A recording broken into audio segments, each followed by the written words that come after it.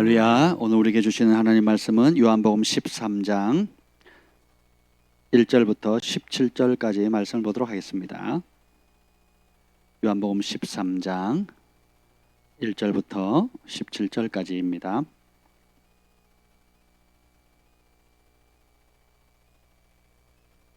찾으셨습니까? 네.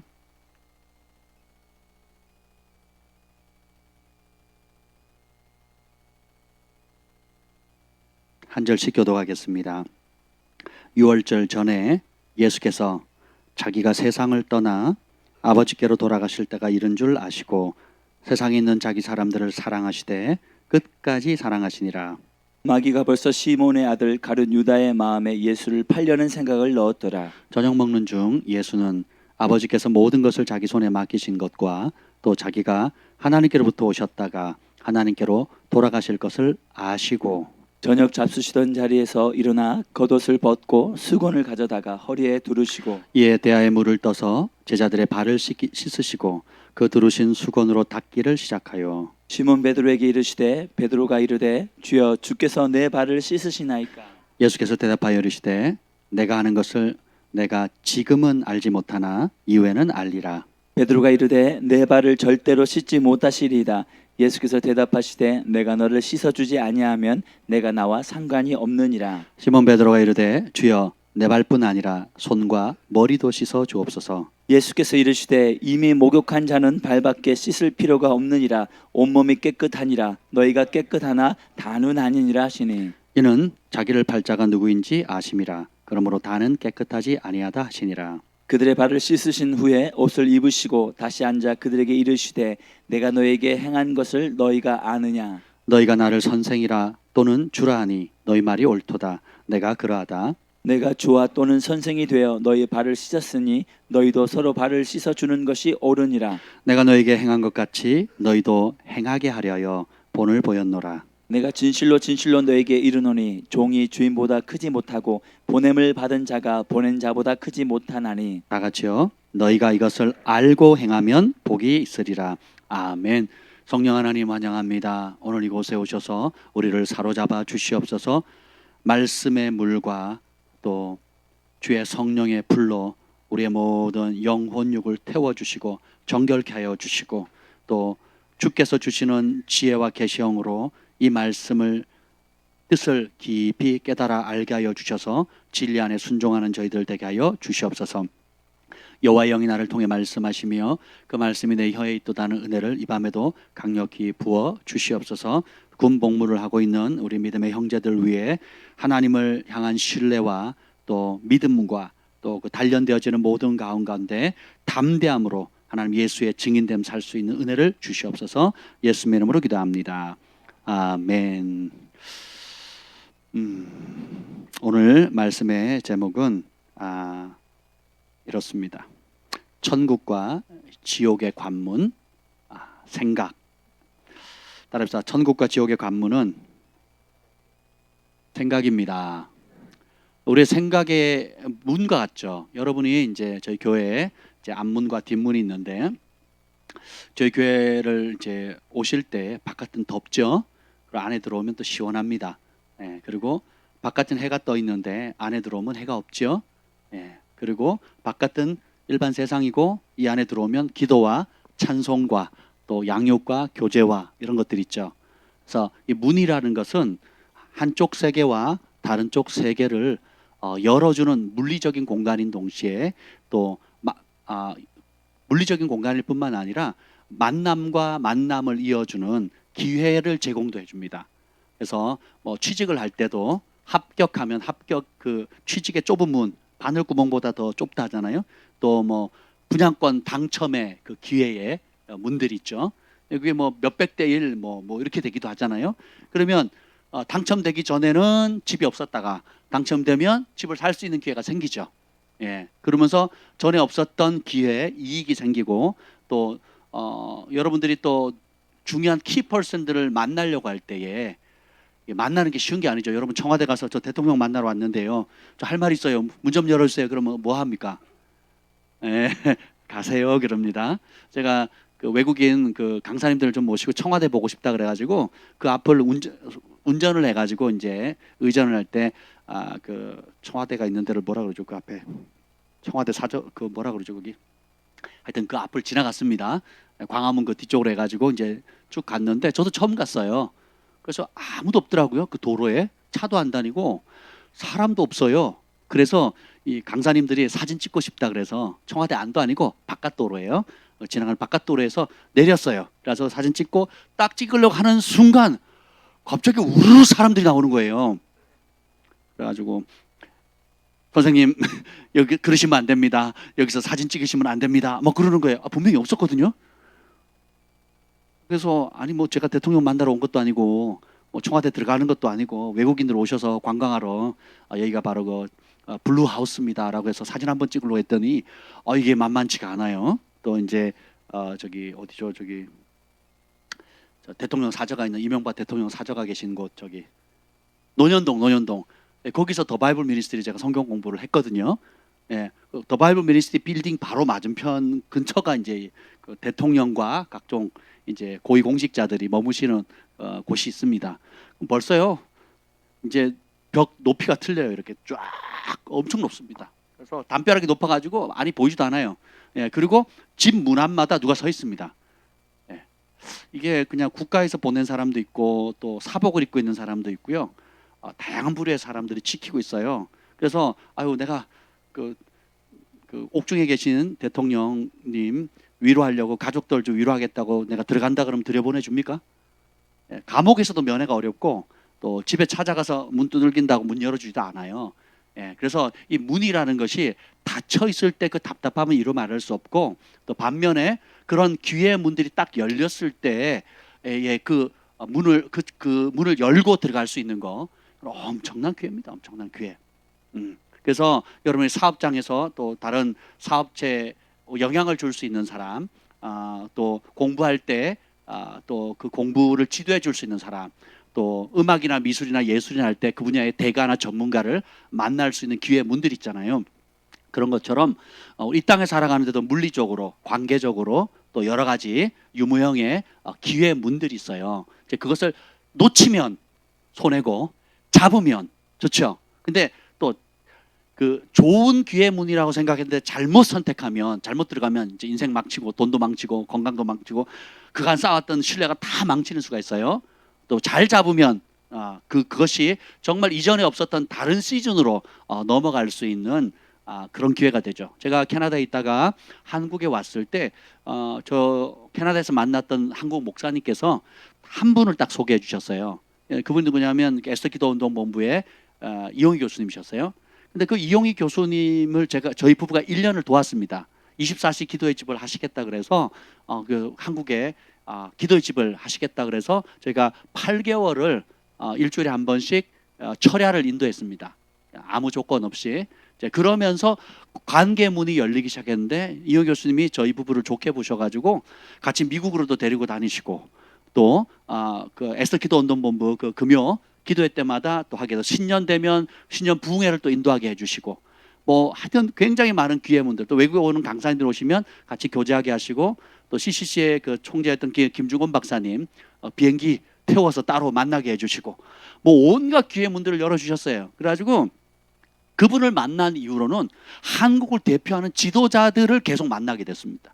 그래서 영성계의 지도자들 또 한 번 그렇게 귀의 문이 열리니까 전에는 책으로만 보고 또 멀리서 그냥 야 저런 분이 있구나 저런 분 가까이 누가 계시나 뭐 꿈만 같다 했던 분들이 제 옆에 있고 같이 식사하고 같이 교제하고 전화번호 나누고 언제든지 전화하면 통화할 수 있는 국내뿐만 아니라 해외에 그런 귀의 문들을 하나님께서 열어주셨거든요.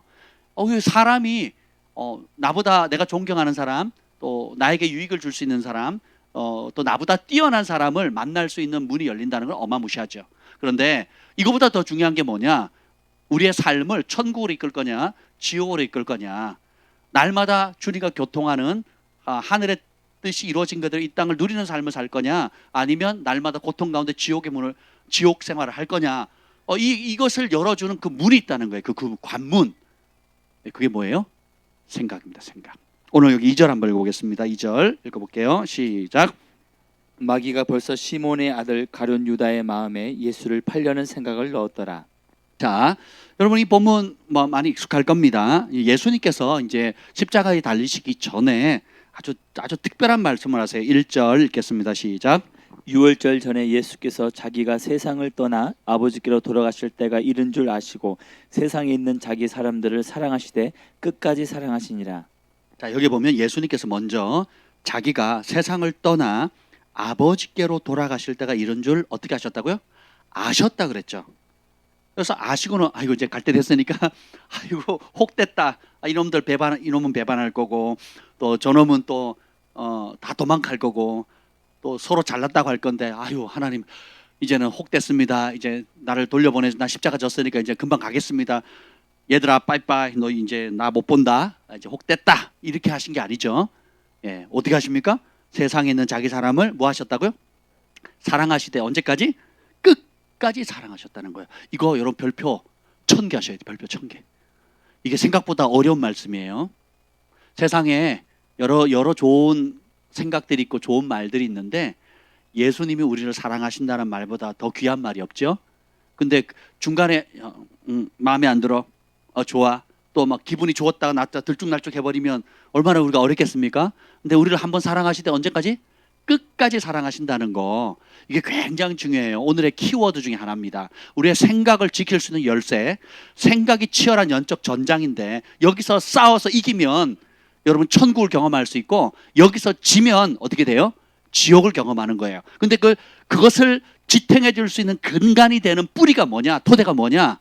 예수님이 우리를 사랑하신다는 거예요. 언제까지요? 처음부터 끝까지.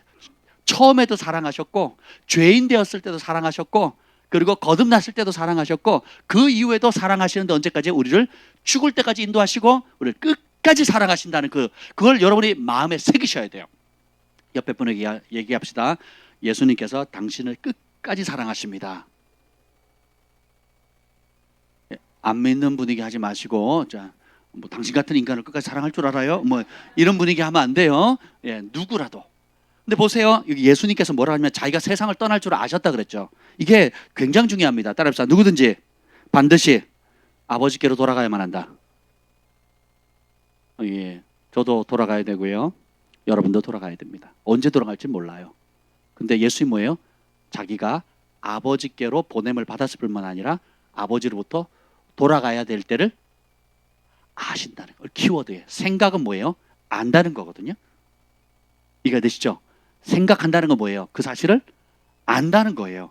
생각을 제대로 못하면 그 진리를 모르지요. 그래서 예수님이 아셨어요. 여러 모르시는 게 없는데 특별히 오늘 성경에 요한이 뭐라고 기록합니까? 자기가 아버지께로부터 와서 세상에서 살다가 그 사명을 다하고 떠날 때를 아는 거예요. 이게 굉장히 중요해요. 부자와 거지 나사로 중에 부자는 그때를 알아요, 몰라요? 모르지요. 몰랐죠? 네, 어리석은 부자가 되는 겁니다. 그러면 오늘 내용을 도로 찾을 텐데, 자 3절도 읽어봅시다. 3절 시작. 저녁 먹는 중 예수는 아버지께서 모든 것을 자기 손에 맡기신 것과 또 자기가 하나님께로부터 오셨다가 하나님께로 돌아가신 것을 아시고. 이걸 우리가 배워야 돼요. 모든 것, 자, 온 인류를 구원할 수 있는 그 사명, 예수님만 감당할 수 있는 세상 죄를 지고 가는 하나님의 어린 양으로서의 그 사명을 예수님께 다 맡기셨다는 거. 그러니까 자기 사명에 대해서 명확합니다. 부르심에 대해서 명확해요. 그리고 그 타이밍이 됐고 그것을 이루면 이 땅에서의 삶이 끝났다, 완성했다, 다 이루었다. 그리고 돌아가실 때를, 예, 그 사명을 아는 것과 두 번째는 뭐예요? 자기가 하나님께로 왔다가 하나님께로 어떻게 해요? 돌아가는 거. 이 두 가지를 알아야 돼요. 여러분이 우연히 태어난 것도 아니고 실수로 온 것도 아니고, 예, 뭐예요?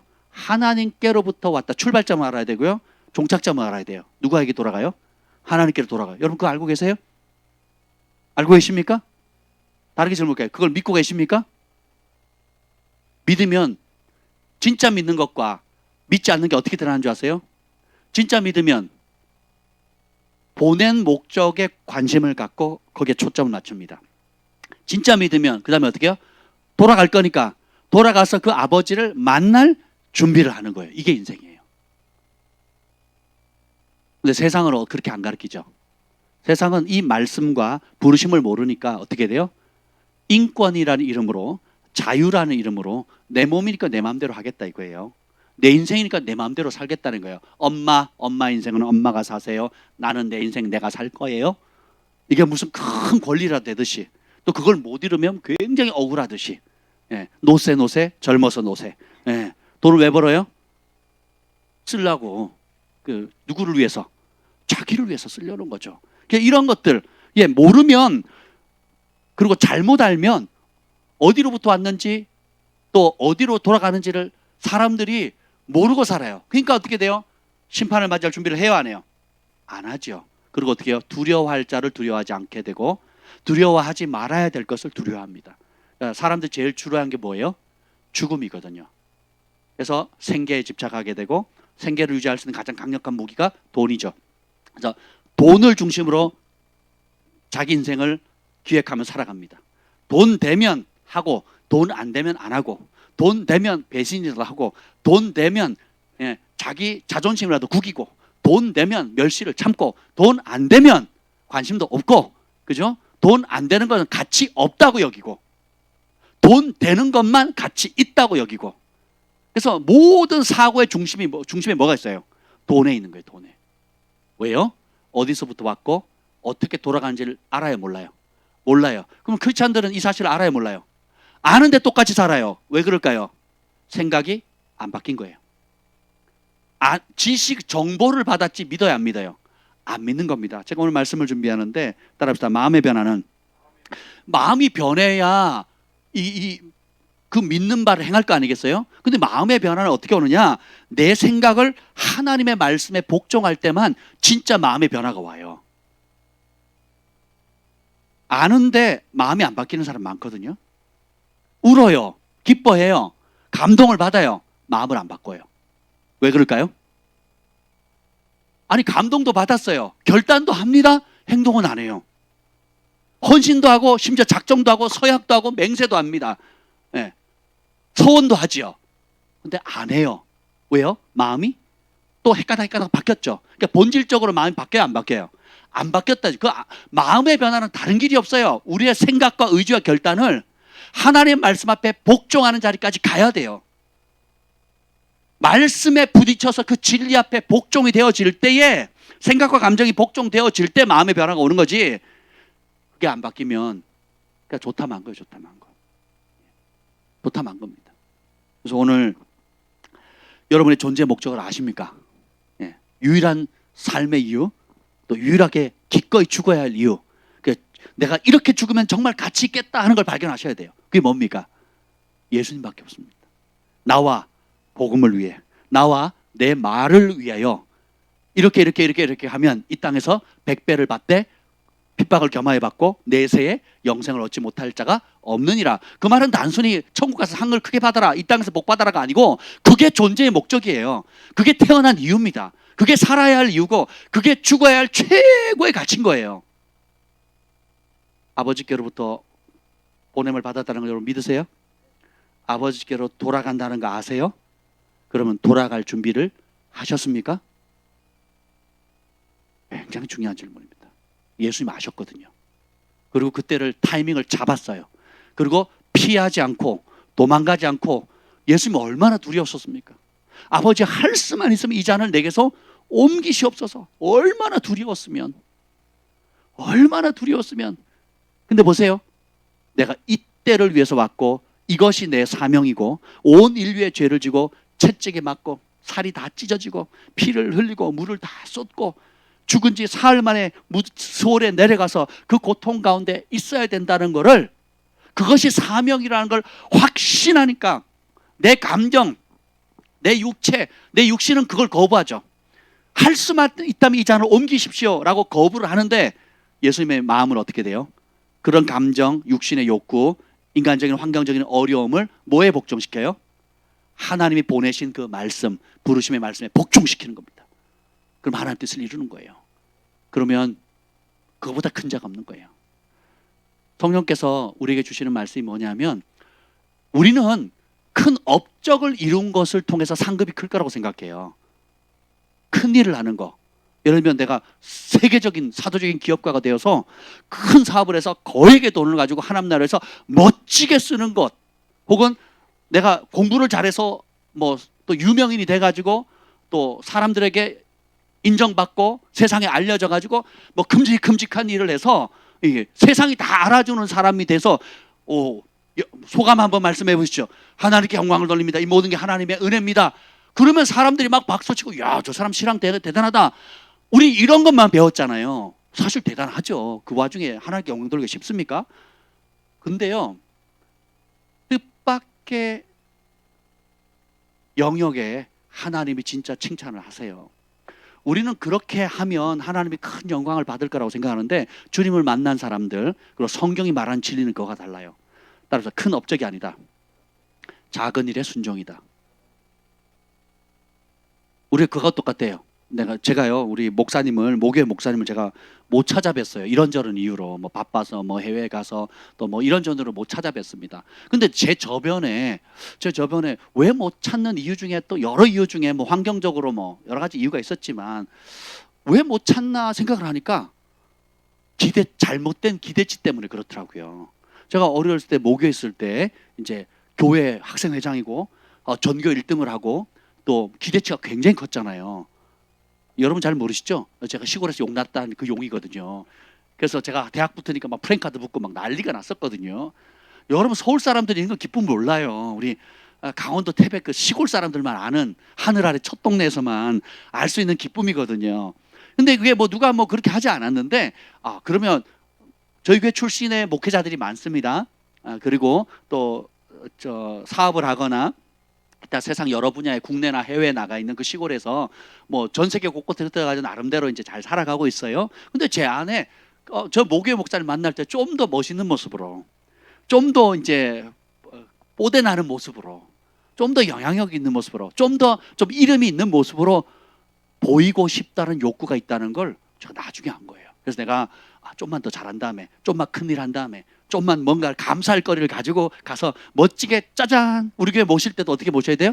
우리 교회가 한 10,000명 정도 모일 때, 뭐 아니면 한 5,000명 모일 때 그때 모셔서 우리 목교회 목사님입니다. 목사님 축복해 주세요. 뭐 이러면 뽀대 나잖아요. 그리고 목사님도 왔을 때 이야 내가 가르친 내가 네 어릴 때 떡잎부터 알아봤다. 그래 내가 그럴 줄 알았어. 뭐 이래야 좀 뭐 뽀대가 날 것 같지 않습니까? 그래서 이게 부모님께도 그러고요. 부모님께도 내가 더 찾아뵐 수 있는데 어떻게 해요? 좀 더 뭐랄까 멋진 모습으로 성공한 모습으로 또 인정받는 모습으로 찾고자 하는 이런 욕구. 그리고 저를 가르치던 은사 선생님도 있어요. 또 옛 친구들. 여러분 감정이 어떻습니까? 왜냐하면 세상의 교육은 세상에서 주입받은 의식하든 무의식 가운데 뭐예요? 커야 성공해야 이름이 나야 저 사람 정말 된 사람이다라고 하는 것이 깔려 있어요. 대놓고. 생각이 아직 뭐예요? 세상의 가치와 평가 기준에 여전하다는 거죠. 근데 보세요. 하나님 말씀은 정반대입니다.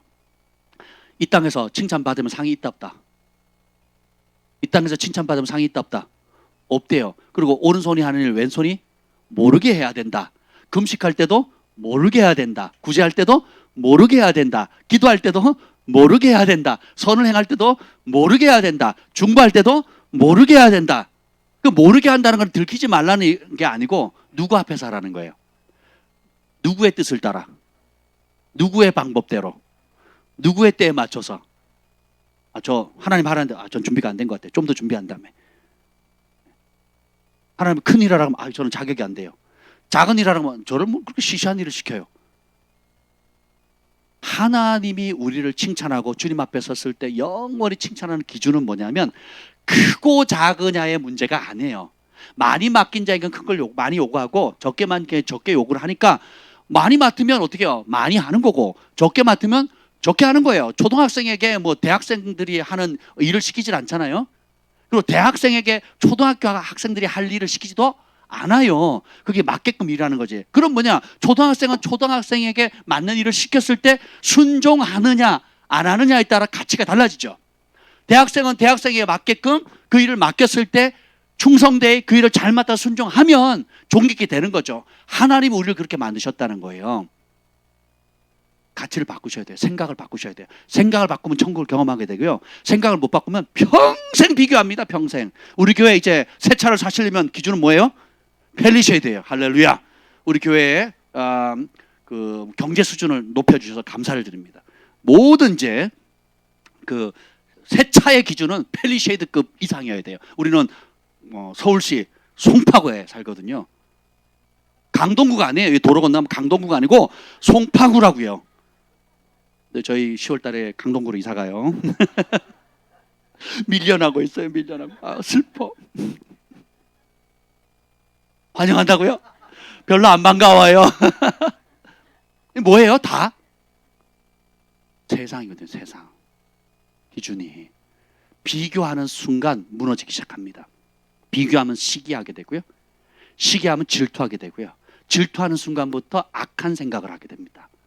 저 사람 깔아뭉개려고 하고, 그리고 흠잡으려고 그러고, 그리고 나한테 뭐 기분 나쁘게 하면 다른 여러 가지 말들을 말합니다. 그래서 그 다음에 어떻게 해요? 미움으로 발전하게 되고, 미움을 방치시키면 살인이 됩니다. 근데 하나님께서 상 주신 사람은 심플해요. 뭐예요? 작은 일에 맡겼을 때 작은 일에 충성된다는 거죠. 그 충성된다는 말은 뭐예요? 작은 일에 순종하는 거예요. 작은 것의 가치를 아는 거예요. 그래서 크고 작으냐에 관심이 있는 게 아니라 말씀하시는 분, 나에게 귀를 맡기신 분의 기쁨으로 순종하는 거예요. 왜 순종할까요? 사랑하니까. 왜 불순종할까요? 안 사랑하니까. 정확히 말하면 다른 걸 사랑하니까. 다른 걸 더 사랑하니까 순종이 안 되는 거예요. 굉장히 중요합니다. 그래서 예수님은 다른 사람의 기름 부음이나 다른 사람의 부르심을 부러워하지 않았어요. 예수님은 오직 한 가지, 세상 죄를 지고 가는 하나님의 어린 양의 그 일만 하십니다. 예수님이 무너졌던 성전을 더 멋지게 짓거나 아니면 이전에 있던 성전보다 더 멋지게 지을 수도 있었어요. 안 합니다. 왕으로 추대했을 때 왕권을 잡을 수 있는데 해요, 안 해요? 안 하거든요. 그 인기몰이를 여세를 타가지고 혹은 뭐 야 광야에 이제 우리 새로 요단강에 물 끌어가지고 우리만의 공동체를 만들자. 요단 동쪽에 우리만의 뭔가를 만들자. 그렇게도 됐었겠죠. 그런 거 안 합니다. 내가 전무후무한 구제사역을 한번 해버리라. 부자들 다 모이, 부자들 중에 환자들 다 모이. 내가 고칠 테니까 야 너는 1억, 10억, 너는 30억. 네, 모이. 그래가지고 그 돈을 모아가지고 자기를 위해서 안 쓰고 가난한 자들을 위한 공동체를 만들어가지고 가난한 자들이 요람에서 무덤까지 초, 중, 고등학교, 대학 교육까지 왕의 교육까지 만들도록 쫙 해줬으면 짱짱짱 되지 않겠습니까? 너무 이상한가요? 세상에 의미 있고 가치 있는 일이 참 많습니다. 근데 예수님은 그 많은 좋은 일 가운데 가장 중요한 한 가지 일만 해요. 보냄받은 그 일, 그리고 돌아갈 때 주님께서 시키신 그 일을 이루어 드리고 가는 거예요. 세례 요한이 그러했고 예수님도 그러합니다. 다윗도 성경은 뭐라고 그럴까요? 그를 향한 하나님의 뜻을 온전히 이루어 드렸다 그랬거든요. 그럼 땡인 거예요. 그러면 우리 교회 기준은 차가 페리쉐이드가 아니고 뭐예요? 걸어 다니는 사람이 필요할 수가 있어요. 건강을 위해서 하루 10,000보 이상. 아멘? 왜 아멘이 약해지세요? 떨고 그러세요. 여러분, 자전거로 평생 살아도 행복할 수 있어야 돼요. 두 발이 마음에 안 들면 BMW로 버스, 메트로, 워킹 걷는 거죠. 그게 평생 그럼 그렇게 사는 거예요. 할렐루야. 그러면 페리쉐이드가 생기면 어떻게 해야 돼요? 열심히 운전해야 돼요. 활동 반경이 뭐 전국을 누비고 다녀야 됩니다. 그리고 거기다 짐 실어야 되죠. 사람 실어야 되죠. 기름 내야 되죠. 세금 내야 되죠. 이제 그 뭐예요? 그만큼 중요한 일들을 하셔야 되는 거예요. 차고에 놔둘 거면 저한테 넘기시면 제가 잘 처리를 하도록 하겠습니다. 차고에 잘 뭐 관람용으로 잘 두라고 두신 게 아니라는 겁니다. 제가 오늘 어느 목사님이 저한테 문자를 주셨어요. 목사님, 저 일산에 일산 덕양구 행신역 있죠. 행신역하고 능곡역 사이에 지하철 사이에 한 5분만 걸으면 그 750평짜리 건물이 생겼다는 거예요. 교회가 있다는 거예요. 지하 400석. 할렐루야. 그리고 3층 건물이래요. 그리고 그게 50억에 나왔다는 겁니다. 은행 융자를 38억 해준대요. 그리고 2억만 있으면 인수가 된대요. 2억 현금만. 그럼 나머지는요? 그랬더니 그 1층, 2층, 3층 그거는 세를 내주면 얼마든지 뽑고 그리고 직접 안 돌아야 된대요. 와서 그냥 이제 인수만 해놓으면 거기다 이제 다른 교회 몇 억에 월 몇백 뭐 해가지고 줘도 된다는 거죠. 관심 있으면 연락 부탁한다고. 저 관심 많아요. 관심 많습니다. 50억, 여기보다 월등히 낫죠. 그렇죠? 지하철 가깝고. 근데 가만히 생각해봤어요. 주님이 너 그 지하에서 목회하면 창피한 거고 건물 사가서 3층짜리 건물 750평짜리 건물에 부지가 300평인데 주차 공간도 다 있고 근데 건물을 3층짜리 건물로 지하 400석이면 그 몇 평 정도 되나요? 몇 평 정도 돼요? 200평 이상 돼야 되나요? 300평 돼야 되나요? 잘 몰라서 200평? 300평 정도 돼야 되나요? 할렐루야. 어떻게 진행 좀 해볼까요?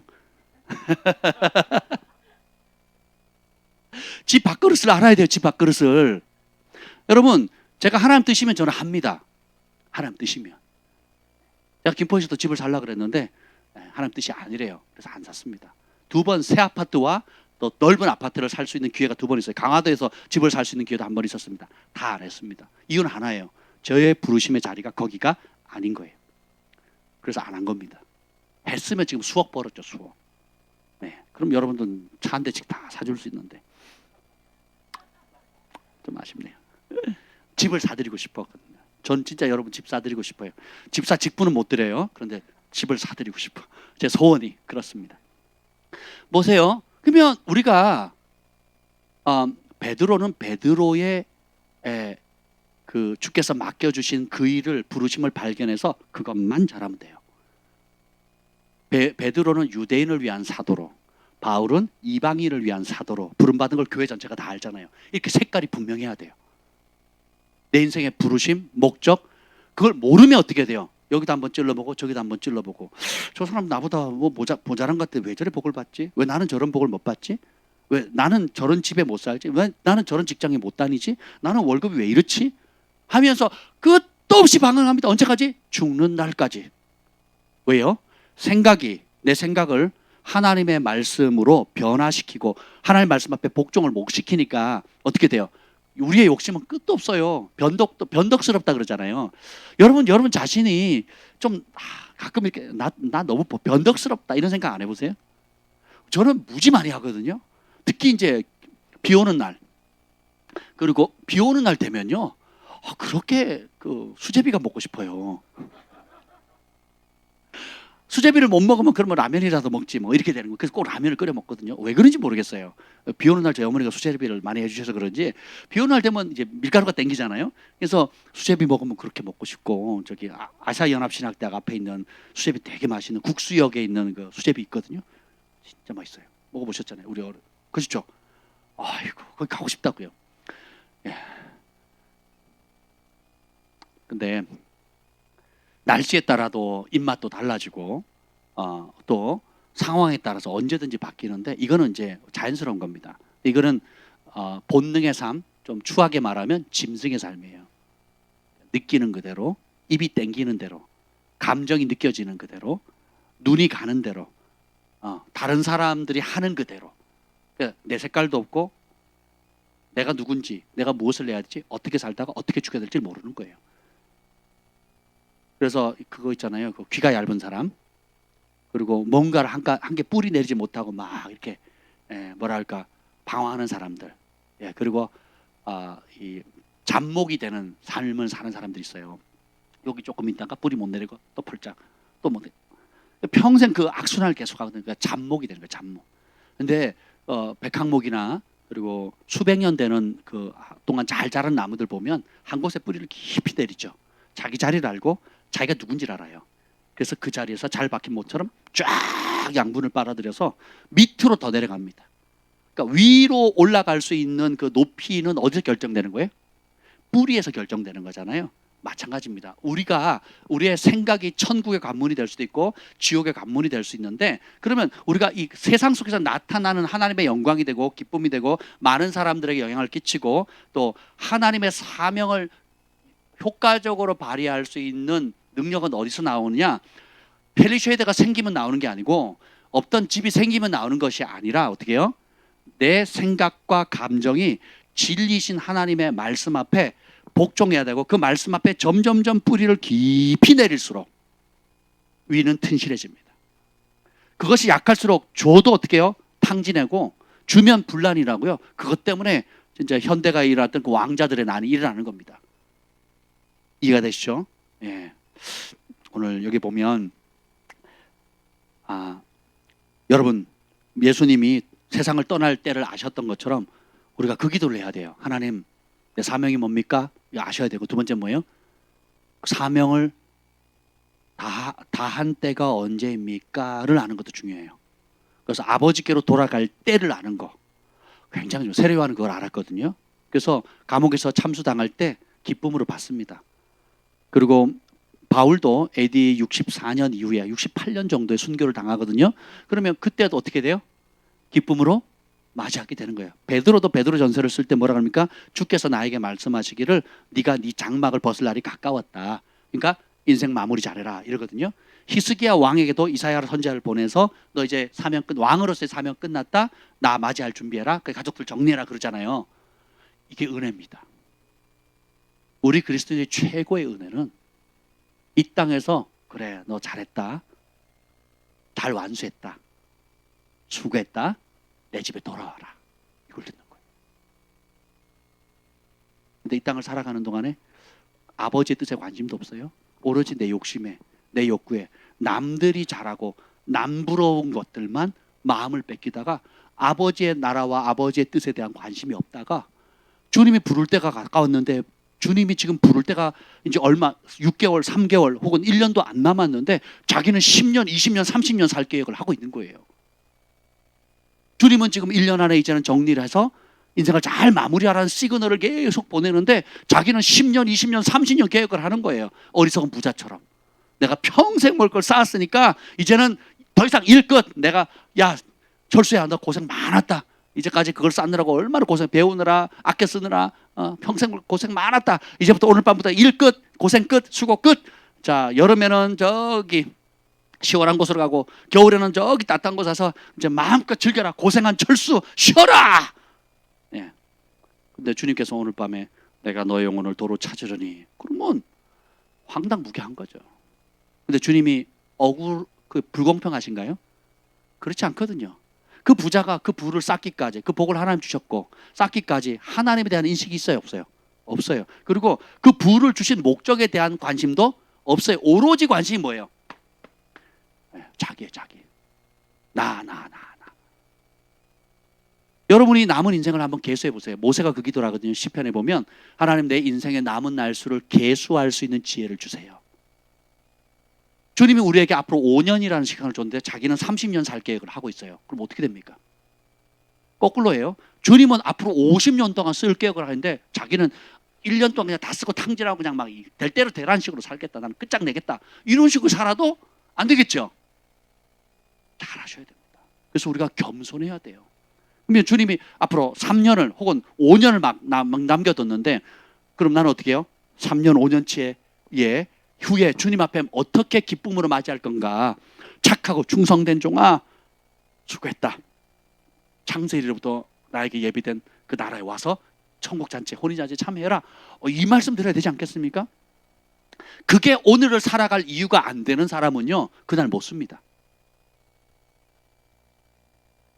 그게 오늘을 살아갈 이유와 목적, 내가 고난받고 수고하고 예배드리고 주님의 말씀을 따라 순종할 이유가 안 되면 내가 직장 가고 공부하고 또 사업을 하고 해야 할 이유가 그게 아닌 사람은요 그날 그렇게 못 쓴다니까요. 5년 뒤에 준비하시겠어요? 아니면 10년 뒤에 준비하시겠어요? 통장의 잔고가 뭐 몇 억이 차야 그때부터 준비하시겠어요? 아니면 우리 아들, 딸들 시집 장가 다 보낸 다음에 준비하시겠어요? 장혁이 장가 보낸 다음부터 준비하시겠어요? 주원이 시집 보낸 다음에? 주원이 선교사로 파송한 다음에요? 언제 준비하시겠어요? 언제? 성경은 언제 준비하래요? 언제 은혜 받을 때래요? 언제 구원 받을 때래요? 언제 순종할 때입니까? 언제 기도할 때죠? 언제 하나님의 뜻을 이루어야 됩니까? 언제 하나님의 뜻에 관심을 가져야 돼요? 지금이에요. 사단은 속이죠. 야, 요것만 끝나면 중3만 끝나면, 고3만 끝나면, 이번에 취직만 하면, 이번에 결혼식만 끝나면, 아들, 딸과 장가만 보내면, 그리고 그리고 해서 이제 아들, 딸을 낳아버렸어요. 애만 놓고 나면, 돌진하면, 또 이 애들 또 고등학교만 보내면, 이게 뭐예요? 자기가 살아왔던 그대로 다람쥐 쳇바퀴 돌듯이 그렇게 하다가 인생 끝 종치는 거거든요. 저희 친구 중에 이름이 종철이가 있었어요. 그래서 야, 이 종철아, 학교 수업 끝날 때 우리 종쳤잖아요. 맨날 이 종칠놈아, 종쳤다 이놈아. 네. 우리 그렇게 놀렸거든요. 그 인생 종치는 거예요. 종치 끝났다 이거예요. 나는 뭐 이제부터 뭘 좀 하려고 했는데 주님이 끝 와라 그러면 딱 좋고 가야 돼요. 방법이 없습니다. 그래서 지혜는 뭐예요? 뭐가 한 다음에, 뭐가 된 다음에, 뭐 자식이 어떻게 한 다음에가 아니라 지금이 은혜 받을 때고, 지금이 구원의 날이고, 지금이 순종할 때고, 지금이 하나님의 뜻을 발견할 때고, 지금이 그 하나님의 뜻에 목숨을 걸 때예요. 이것이 승리. 이 생각이 바뀌면, 이 생각을 하나님의 말씀에 복종하면 뭐예요? 내 마음의 변화가 일어나고, 마음의 변화가 오면 입술이 바뀌어요. 그죠? 그러면 입술이 말한 대로 행동하게 되죠. 행동이 반복되면 습관이 되고, 습관을 계속하게 되면 인격이 되고, 그 인격이 어떻게 해요? 성화된 삶으로 변화되죠. 그리고 예수님을 닮게 돼서 영화로운 삶을 살아가게 되는 겁니다. 출발점은 어디서부터 시작해요? 생각에서 출발. 가룟 유다가 예수님을 팔려고 하는 것이 어디부터 출발합니까? 생각이 출발하거든요. 오늘 두 가지 가룟 유다의 삶을 보면 아주 심플해요. 가룟 유다도 못된 생각을 하고 마태복음 16장에 보면 베드로도 못된 생각을 합니다. 근데 가룟 유다는 잘 들어보세요. 2절을 자세히 보면 누가 생각을 넣어줘요? 2절 읽어보겠습니다. 시작. 마귀가 벌써 시몬의 아들 가룟 유다의 마음에 예수를 팔려는 생각을 넣었더라. 여러분, 마귀는 여러분 생각하는 것처럼, 여러분 이제 옛날에 전설의 고향이나 전설의 고향, 또 뭐 엑소시스, 또 뭐 호러물 있잖아요. 뭐 좀비, 뭐 이런 여러 가지 그 스릴러물 있잖아요. 괴기 소설, 뭐 여고괴담, 뭐 이렇게 나오면 머리 풀고 막 굉장히 무섭게 나오잖아요. 그리고 막 천장에 올라가지고 막 난리를 치잖아요. 그런 경우는 없습니다. 거의. 그런 경우는 거의 없습니다. 네. 그런 거 보신 적 있어요? 영적으로 뭐 이렇게 뭐 환상 가운데 뭐 그런 느낌이나 뭐 그런 볼 수는 있어도 실제로 그런 경우는 없어요.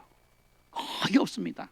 제가 아예 없다고 말하진 않아요. 사실은 그보다 더 심한 경우도 있긴 하지만, 그러나 우리가 평생 살아가면서 그런 거 한 번이라도, 여러분 지금까지 보신 분, 어떤 사람 귀신 들렸는데 천장에 올라가지고 이렇게 뭐 거꾸로 매달려가지고 이렇게 다니는 거 보신 분 없죠? 근데 보세요, 매스컴은 과장을 하거든요. 사단은 어떻게 우리를 공격하느냐? 잘못된 생각을 심어줍니다. 거짓된, 진리에 반하는, 진리가 아닌 다른 생각을 집어넣어줘요. 그래서 어떻게 해요? 속이게 만드는 겁니다. 그래서 가룟 유다에게 그 마음에다가 뭘 뿌려요? 잘못된 생각의 씨앗을 탁 집어넣어줘 버려요. 그럼 그걸 받았을 때 어떻게 해야 되겠어요? 예수님 죽는데. 근데 베드로는 예수님 죽겠다 했을 때 마태복음 16장에 베드로는 어떻게 해야 됩니까? 뭐라고 해요? 자, 예수님 가룟 유다는 예수님이 죽는다고 하니까 사단이 어떻게 돼요? 팔아서라도 네 본전 챙겨, 이렇게 얘기를 한단 말이에요. 배신을 해서라도 네가 3년 반 고생한 거 본전 챙겨, 이렇게 나오고. 그러니까 베드로가 예수님 십자가 지려고 할 때에 십자가 지지 말라 그러죠. 의리 있는 생각이죠. 그렇죠?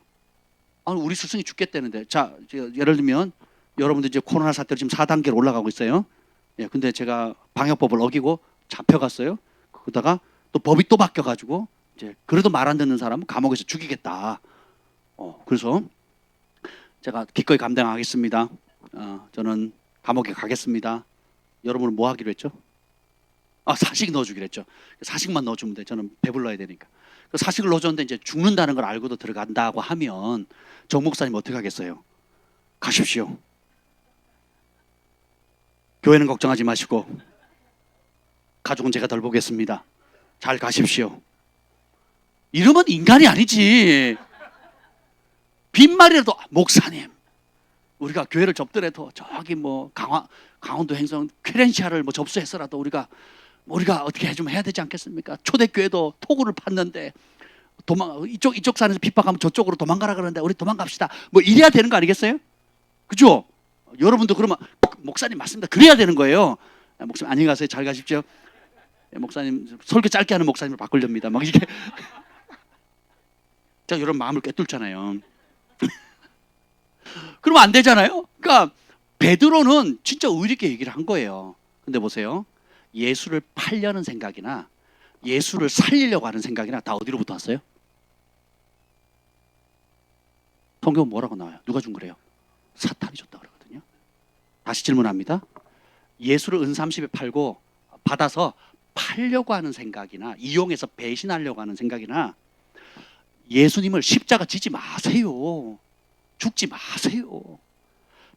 베드로뿐만 아니라 나머지 제자들도 심지어 가룟 유다마저도 예수님 죽기를 원했을까요? 죽지 않기를 원했을까요? 죽지 않기를 원하죠. 그러니까 베드로가 아니었다면 다른 누구라도 얘기를 했겠죠. 베드로가 얘기를 안 했으면 누가 얘기했을까요? 가룟 유다가 제일 먼저 얘기했을 거라고 저는 생각돼요. 예수님 안 됩니다. 죽으시면 안 됩니다. 우리는 닥쳤던 개신세가 되면 안 됩니다.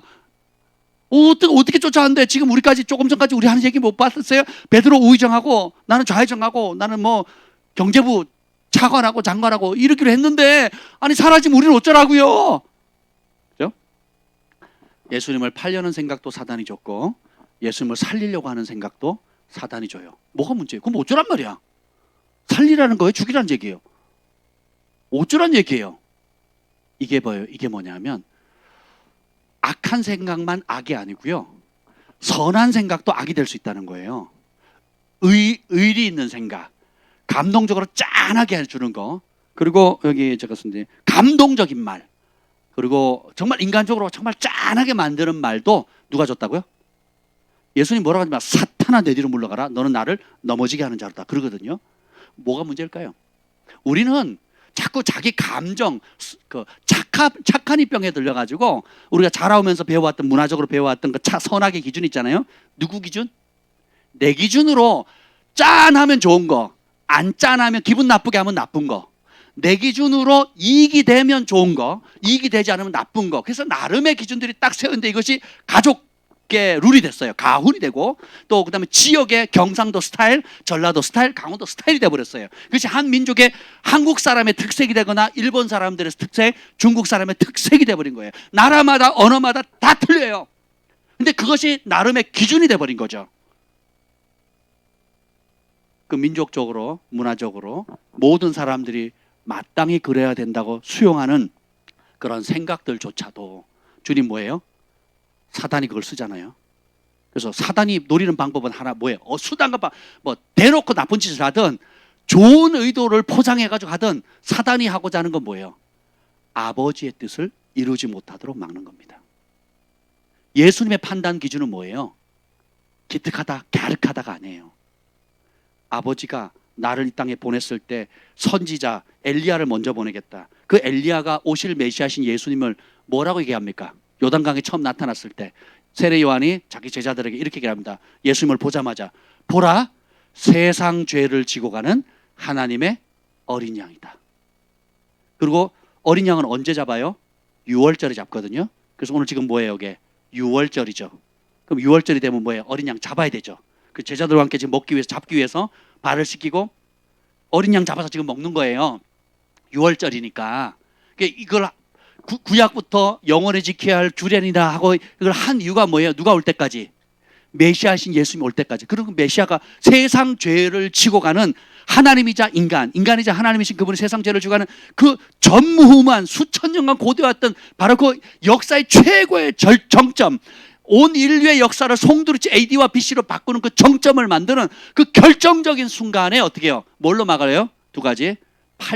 팔므로 배신함으로 막으려고 하고 또 하나는 뭐예요? 살리려고. 그 말은 뭐예요?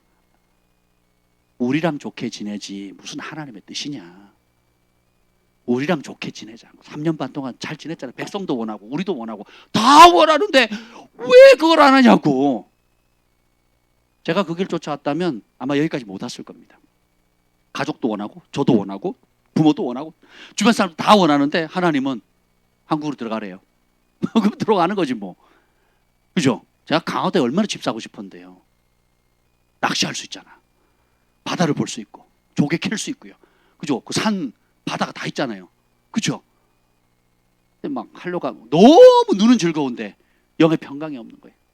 김포에 그 풍무역 지하철 들어오기 전부터 2년 전부터 아파트를 살 수 있는 기회가 있었거든요. 물론 돈 없었지만 마음만 먹으면 여러분 제 기질 아시잖아요. 한다고 뭐 하잖아요. 하려고 했더니 평강이 또 없어요. 뭐 기도해봐 그랬더니 뭐 억지로 원하면 주시긴 하겠는데 하나님 뜻이 아니래요. 저는 하나님 뜻이 아니다 그러면 딱 접어요.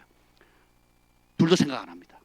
제가 아무리 원하고 하고 싶어도 아버지 뜻이 아닙니다 그러면 둘도 생각 안 합니다. 그냥 그런 습관이 있어요. 그런 습관이 물론 알고도 뻐길 때가 있고 알고도 불순종할 때가 있지만 하나님 뜻이 아니다라고 얘기하면 그냥 딱 접어. 두 말도 생각 안 합니다. 그랬더라면 캐나다에 살았겠죠. 그랬더라면 제가 이 길 안 왔겠죠. 근데 주님께서 그 순종을 어여삐 여기셔서 이런저런 은혜를 많이 주셨거든요. 마찬가지입니다. 예수님도 그 생각이 오로지 하나님의 말씀과 이 땅에 파송한 목적 그리고 돌아가기 전까지 이루어야 될 나만이 할 수 있는 예수님만이 할 수 있는 그 일에 초점을 맞추는 것처럼 저와 여러분도 어떻게 되겠어요? 우리 각자에게 주신 그 일에 집중하는 거예요. 먼저 부르시면 알아야 되겠죠. 영적 싸움이 굉장히 중요한 게 뭐냐? 귀신의 역사가 어떻다 저떻다 뭐 능력이 어떻다 이거보다 중요한 게 뭐냐면 분별하는 게 그렇게 중요합니다. 아는 것. 여기 보면 안다는 얘기가 있어요. 끝까지 보면 3절에 보면 하나님께로 돌아가실 것을 아시고 이렇게 납니다. 7절 읽어봅시다. 7절 시작. 예수께서 대답하여 이르시되 내가 하는 것을 내가 지금은 알지 못하나 이후에는 알리라. 지금은 알지 못하는데 나중에 알 거다 이렇게 얘기를 합니다. 아는 게 굉장히 중요합니다. 안다는 건 뭘로? 지각을 사용하는 거잖아요.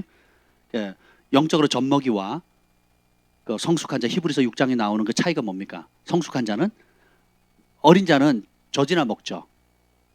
근데 성숙한 자는 지각을 사용한다 그랬거든요. 그 뭐냐면 지각은 뭐예요? 진리에 대한 반응이거든요. 진리에 대한 반응. 근데 어린아이일수록 어떻게 이럽니다. 균재, 너 왜 나쁜 짓 했어? 균재가 우리 소망이에게 맛있는 거 사준다 그랬는데 지금 3주째 안 지켜줬다고 소망이가 하고 울었어요. 그래서 내가 이런 나쁜 놈 시키 내가 균재를 가만 내두지 않겠다. 제가 그랬어요. 언제 사줄 거야? 사주겠죠. 그러니까 안 사줬다고 소망이가 막 제 마음이 막 찢어지는 것 같아요. 우리 소망 아이들한테 약속하시면 안 돼요. 아이들은요 진짜 그걸 그대로 믿습니다. 그날만 기다려요. 몇 밤 남았어요? 몇 밤 남았어요? 몇 밤 남았어요? 애들 앞에서는 뭘 해주다 그러면 그냥 그대로 믿어요. 근데 아이들이 그걸 안 지키면 하고 울거든요. 어른들은 균재는 그런 인간이야. 쟤는 약속하고 안 지키는 인간이야. 그러니까 기대도 하지 마. 이제 이렇게 되는 거죠. 두 번, 세 번 속으면 균재는 그런 인간이야. 그러니까 기대도 하지 마. 마음을 딱 지킵니다. 할렐루야. 균재는 내가 사줘야 될 인간이지 얻어먹을 인간이 아니야. 왜 안 웃니? 웃으라고 한 얘긴데. 여러분 산전수전 공중전 뭐 육박전 다 겪고 나면 그런 주변의 환경이나 상황이나 마음을 지킬 수 있는 능력이 크잖아요. 성숙하다는 것은 환경과 상관없이 마음의 평강을 지킬 수 있는 거거든요. 그 평강은 어디서 오느냐? 진리의 뿌리를 내릴 때 옵니다. 그래서 내가 환경이나 감정이나 기분이나 누가 선물 주면 해해 안 주면 삐지고 누가 잘 대주면 해해 또 기대치만큼 안 해주면 또 서로 비교해가지고 마음이 상하고 그러니까 환경, 상황, 감정, 날씨, 기분, 여건에 따라 계속 좌지우지되면 그 사람은 지각을 사용해서 연단받은 자가 아니에요. 그러면 지각을 사용해서 연단을 받는다는 것은 뭐냐면 이 지각, 지적인 능력을 누가 주셨어요? 하나님 주셨어요. 생각할 수 있는 능력을 하나님 주셨잖아요. 이 생각을 말씀을 파고들어서 그 말씀 앞에 내 생각을 복종시키는 훈련이에요. 그래서 고린도후서 10장이 나오잖아요. 모든 생각을 사로잡아 그리스도의 말씀에 복종시키는 것. 그러면 어떻게 되느냐? 그래서 고린도 교회도 편지가 보면 신령한 은사들을 다 소개해놓고 그 은사를 다 받아서 예수 그리스도의 오실 재림하는 날만 소망하는 사람들이 다 모였어요. 고린도회가. 근데 예수 바울이 뭐라 그러는 줄 아세요? 젖먹이라 그러거든요. 그리고 육에 속한 자라 그럽니다. 아니 방언하고 예언하고 능력있고 믿음으로 막 지식의 말씀, 지혜의 말씀 온갖 은사들을 다 해요. 성도들이. 그것 때문에 고린도의 그 피폐한 문화를 다 버리고 예수님 오실까 봐 막 사모하고 영적인 은사가 가장 풍성한 신령한 교회처럼 보였는데 바울은 뭐라 그러는 줄 아세요? 육에 속한 자라 그러고 젖먹이라고 얘기를 해요. 만약에 우리 교회가 능력으로 막 기적을 행하고 병을 고치고 예언하고 영분별하고 또 막 기적을 행하고 막 전부 다 그래요. 뭐 그게 뭐 너무 내추럴한 거예요. 천사의 말을 하고 야, 뭐 입신을 하고 막 교회 오면 다 그래요. 그럼 이 교회는 신령한 교회, 육적인 교회예요. 이게 우리의 판단인 거예요. 은사가 많은 교회가 신령한 교회가? 저는 그렇게 배웠거든요. 그렇게 알았어요. 근데 고린도 전서 후서를 보면 아니라 은사는 뭐라 그랬어요? 제가 꽃이라 그랬죠. 그럼 바울이 그러면 육에 속하고 젖먹이와 장성한 자 차이, 장성한 자는 지각을 사용해서 어떻게 해요? 말씀으로 연단을 받는다는 거예요. 그러니까 말씀이란 진리가 딱 부딪혔을 때에 타협할 거냐, 그 진리 앞에 고수할 거냐. 요것만 타협을 하면 이익이 오니까 그 이익을 쫓아갈 거냐, 아니면 손해를 볼지라도 내가 버텨서 단련을 받아서 그 말씀 앞에 복종할 거냐. 지각을 사용해서 분별합니다. 이게 아버지의 뜻이다, 아니다. 하나님 기뻐한다, 기뻐하지 않는다는 것을 분별한 다음에 어떻게 돼요? 대가집을 하는 거예요. 버티는 겁니다. 그리고 미련해 보일지라도, 그리고 손해 볼지라도 버티는 거예요. 그걸 반복합니다. 매일의 삶 속에. 매일의 삶에 내가 행동의 기준이 뭐냐? 지각을 사용해서 하나님 뜻을 분별해서 옳다고 확고해지면 거기 타협하지 않고 그 말씀에 뿌리를 내리는 거예요. 그래서 오히려 환난과 풍파과 시련과 어려움이 올수록 뿌리를 더 깊이 내리는 거예요. 근데 말씀이 견고하지 않고 은사나 체험에 포커스를 맞추게 되면 어떻게 되느냐? 보는 대로, 느끼는 대로 그대로 합니다. 아, 저 인간은 견적 보니까 안 될 것 같아. 어둠이 많네? 안 돼. 뭐, 아유, 저쪽은 좀 안 좋아. 아, 여기 너무 좋네. 될 것 같아. 그래서 어떻게 해요? 본인이 알아서 걸러내요. 그리고 저 될성 싶은 사람만 딱 잡는 거죠. 나머지는 저리 가. 딴 교회 가. 이렇게 되는 거예요. 누가 판단해요? 누가 결정해요? 안 되는 겁니다. 제가 이 얘기를 하자면 끝도 없어요. 오늘 포인트가 그것이 아니기 때문에. 그래서 지금 제가 코로나도 이렇게 보면서 제가 막 오늘 뭐 4단계가 언제부터 시작되는 거예요? 10일이 언제예요? 월요일이에요? 아유, 그래도 주일은 봐줬네. 내가요 너무 마음이 상하는 거예요. 그걸 보는데 이게 1단계도 아니고 바로 아니 한 주 전에 뭐라 그랬어요? 이제 마스크 벗고 이제 학교도 다 다니고 이제 2학기부터는 학교 다 다니고 그 대학교도 다 다니라고 해놨잖아요. 누가 공포한 거예요? 누가? 일주일 만에 말 바꿨잖아요. 또 그죠? 그리고 막 작년 12월 코로나 막 창궐했을 때 하루에 뭐 1,000명 막 나왔을 때 막 난리를 쳤죠. 지금도 1,000명 넘었잖아요. 2,000명 이렇게 나왔죠. 왜 많을까요? 검사를 많이 했으니까. 제 말을 안 믿는 것 같아서 제가 자료를 준비했습니다. 어떻게 돼? 제가 성질 나가지고요. 잘 보세요. 잘 안 보이시죠? 여기 보면 이게 제가 통계 자료를 객관적인 자료예요. 제가 만든 자료가 아니고 여기 보면 노란색이 8만 명이에요. 이게 이제 연도수는 뭐 좀 차이가 있어요. 근데 이제 최신 통계예요. 1년에 사망자 수입니다. 사망자 수. 그래서 1년에 암 환자가 8만 명이에요. 8만 명. 암 환자가 8만 명이 죽는다고요. 1년에. 그다음에 자살이 어떻게 되냐? 1년에 13,000명. 그리고 교통사고로 죽는 사람이 많이 떨어졌어요. 4,000명에서 한 3,340명. 그다음에 독감으로 죽는 게 이제 지금 질본 청장이 국회에서 보고한 게 3,000명이 죽는다 그랬어요. 매년 평균치. 그리고 코로나로 지금까지 1년 반 동안 지금까지 누적해서 죽은 사람이 2,036명이에요. 그 밖에 또 죽는 사람이 다음 장면에 보면 자, 그래서 이걸 365일 하루에 죽는 사람 숫자로 환산하면 이렇습니다. 암 환자에 하루 몇 명 죽는지 아세요? 219명이 죽어요. 암 환자가. 여러분이 안 죽어봐서 잘 모르시나 본데 매일 219명의 암 환자가 죽는다고요. 자살 하루 평균 35.6명, 36명이 죽습니다. 하루 평균 자살로만. 그러니까 다리를 다 없애버려야 되겠죠. 한강 다리, 그럼 그 고층 빌딩에서 뛰어내리거나 뭐 약을 먹는다 그러면 약을 다 없애거나 뭐 아니면 칼로 하면 칼을 다 없애거나 그래야 됩니까? 하루 35명이 죽어요. 그리고 교통사고로 작년에 준 게 뭐 3천 몇 명인데 많이 줄어가지고 그걸 평균 따지면 하루 9명이 죽습니다. 교통사고로. 독감으로 8명. 그리고 코로나로 작년부터 지금까지 다 합쳐도 3.7명인가 그래요. 4명인데 지금 최근 통계로 보면 어제 오늘 뭐 해서 업그레이드하면 플러스 2명입니다. 2명씩 죽습니다. 2명. 독감 환자가 몇 명 죽는다고요? 8명이에요.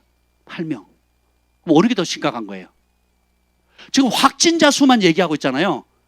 확진자 수만 대고 몇 명을 검사했는지 그 전 국민의 몇 프로가 되는지 얘기 안 하죠. 그렇죠? 속임이에요, 속임. 제가 다른 통계치를 냈어요. 그래서 한국 전체 사망자 수 1년에 몇 명이 죽냐 하면 29만 5,110명이 죽었습니다. 1년에. 근데 대부분 고령자, 60대에서 뭐 90대 이상 고령으로 많이 죽어요. 그럼 나머지 질환을 죽는 사람들 가운데 제일 많이 죽는 게 이제 암인데 암 중에도 갑상선 암이 1위입니다. 그 다음에 이제 3위가 폐암이고, 위암이 2위고, 3위가 폐암이고, 그 다음에 갑상선. 갑상선 암은 또 왜 오느냐? 여러분 아시죠? 이게 뭐 음식 때문에 오거든요. 음식들. 그러니까 우리가 먹는 조미료나 화학 재료들 또 그리고 옥수수나 해외에서 들어 수입하는 걸 보면 유전자 변이 되는 것들 있잖아요. 예, GMO라든지 미국에서는 철저하게 그거 표시하게 돼 있고 소비자를 선택하게 돼 있어요. 한국에 들어온 건 아무것도 안 합니다. 그냥 그래서 막 왜 골골한지 모르고 왜 이렇게 아토피가 많고 뭐 피부 질환이 많고 뭐 이렇게 알러지가 많은지 갑자기 많아졌잖아요. 그러니까 외국산 수입한 다음부터 그렇게 생긴 거거든요. 그래서 자 29만 명이 죽는데 29만 5천 명이 죽는데 그중에 암 환자가 8만 명. 그다음에 자살이 13,000명. 그다음에 코로나 죽은 게 지금 1년 반 동안 죽은 게 2천 명이에요. 실제로 따지면 그렇게 안 되죠. 예, 안 된단 말이죠. 그리고 뭐가 빠졌네. 볼게요. 그리고 그걸 하루치로 따지면 암이 219명, 자살이 35명, 교통사고 9명. 그리고 그 외로 죽는 사람이 533명입니다. 매일 죽어나가요. 그래서 하루에 우리가 죽어가는 사람이 몇 명이냐? 809명이거든요.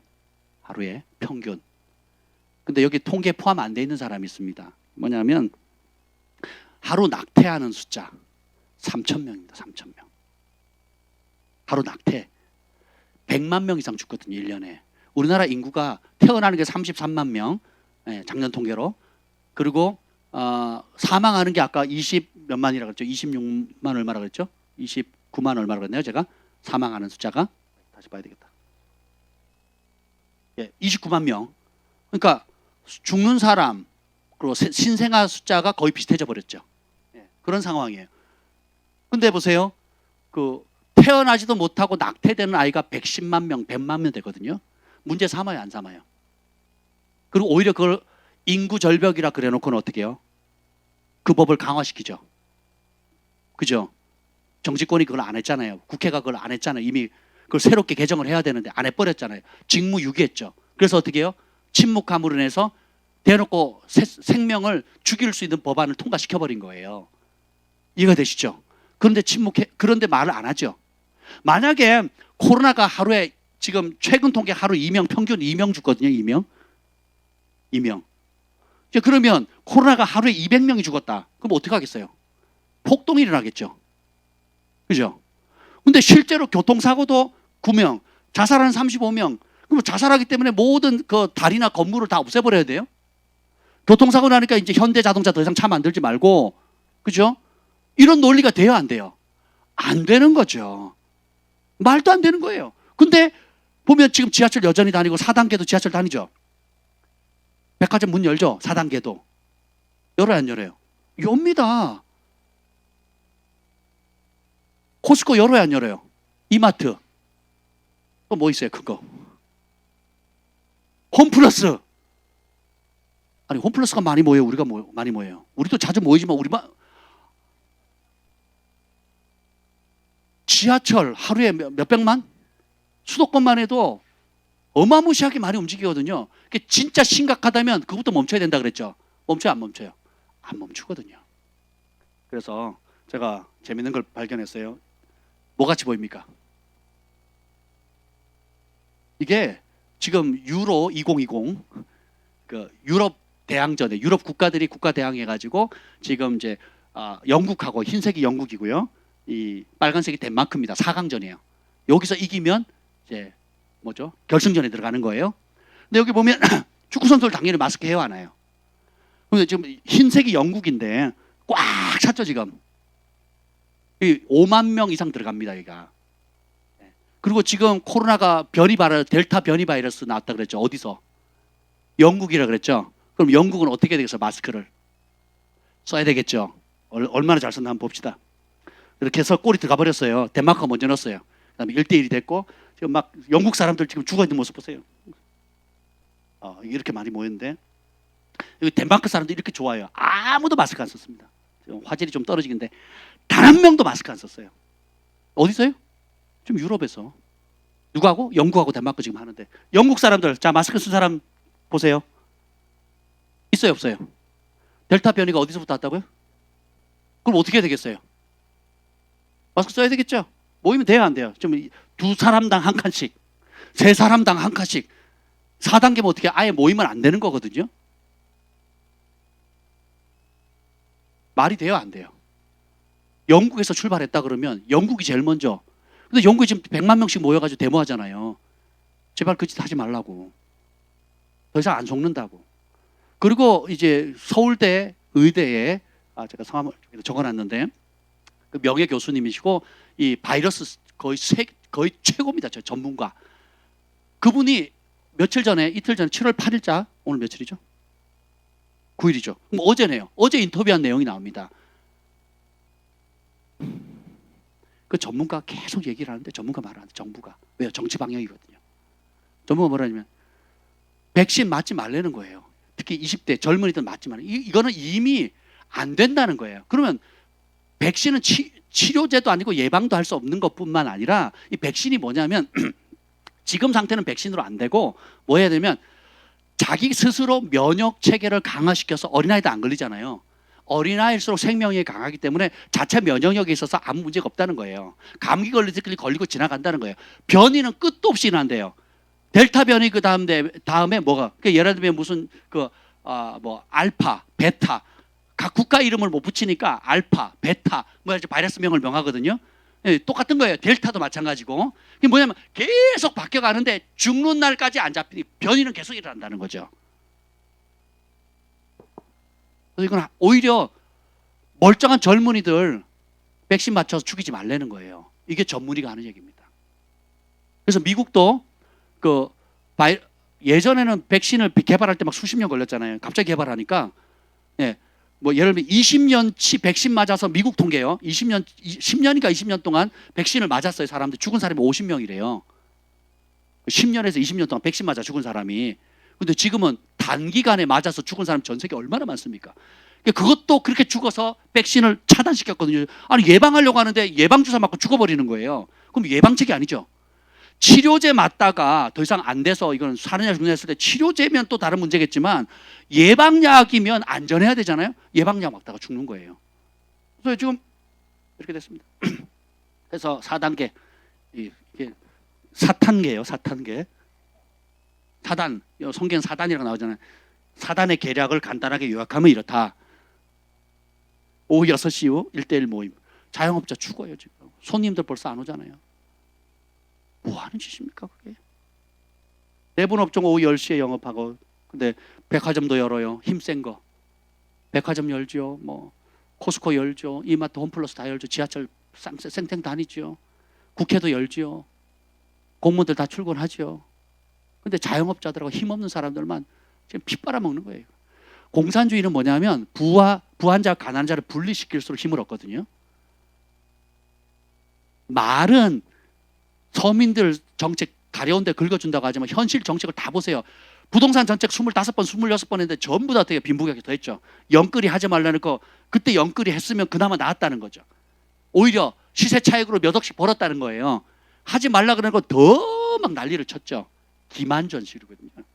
자, 그래서 교통사고 2011년부터 2019년까지 교통사고 사망자예요. 5,000명에서 3,000명으로 줄었어요. 근데 보세요. 부상자가 이제 다음 장에 보면 자동차 사고 부상자 수가 작년에 2019년도에요. 부상당한 수가예요. 34만 1명이 34만 1000명 부상당한 수. 그다음에 매일 자동차 사고로 930여 명이 죽었고 그다음에 사고만 629건 일어나는 거 매일. 그러면 자동차를 없애야 되겠죠. 도로도 없애야 되지 않겠어요? 지금 이 반응이라면. 그렇지 않아요? 매일 이 900명이 어마어마한 숫자가 지금 죽는 거예요. 코로나는 몇 명? 2명 죽어요. 그리고 이외에 암 사망자만 또 얼마입니까? 아이고. 매일 낙태 3,000명, 암 사망자 219명, 자살자 36명, 그 밖에 죽는 사람은 533명. 코로나는 제가 표시해놨죠. 보여요, 안 보여요? 플러스 2. 이틀 전 통계입니다. 지금 최신 통계입니다. 최신 통계. 2명 죽었어요. 매일 2명. 그럼 뭐가 더 심각한 거예요? 뭐가 더 심각한 거예요? 코로나가 심각한 거예요? 아니면 다른 병이 심각한 거예요? 암 사망자가 219명이에요. 매일. 여러분 암에 대해서 뭐 주의해야 되자. 뭐 요번에 하도 뭐 갑상선 암이니 뭐 여러 가지 암들이 많지 않습니까? 그 주변에 우리가 쉽게 볼 수 있잖아요. 근데 막 그것 때문에 막 난리를 칩니까? 주의하자지. 그렇잖아요? 코로나 2명인데 이 난리를 치는 거예요. 이 난리를. 속 좀 합시다. 아멘. 내가 널 위해 나는 널 위해 죽었건만 나는 너를 위해서 죽었는데 살리려고 너는 나를 위해서 살 수 있겠니? 예수님은 우리를 위해서 죽으셨어요. 근데 예수님은 우리 보고 죽으라고 하지 않고 대신 너희를 위해 죽은 나를 위해 살 수 없겠니? 라고 물으시는 거거든요.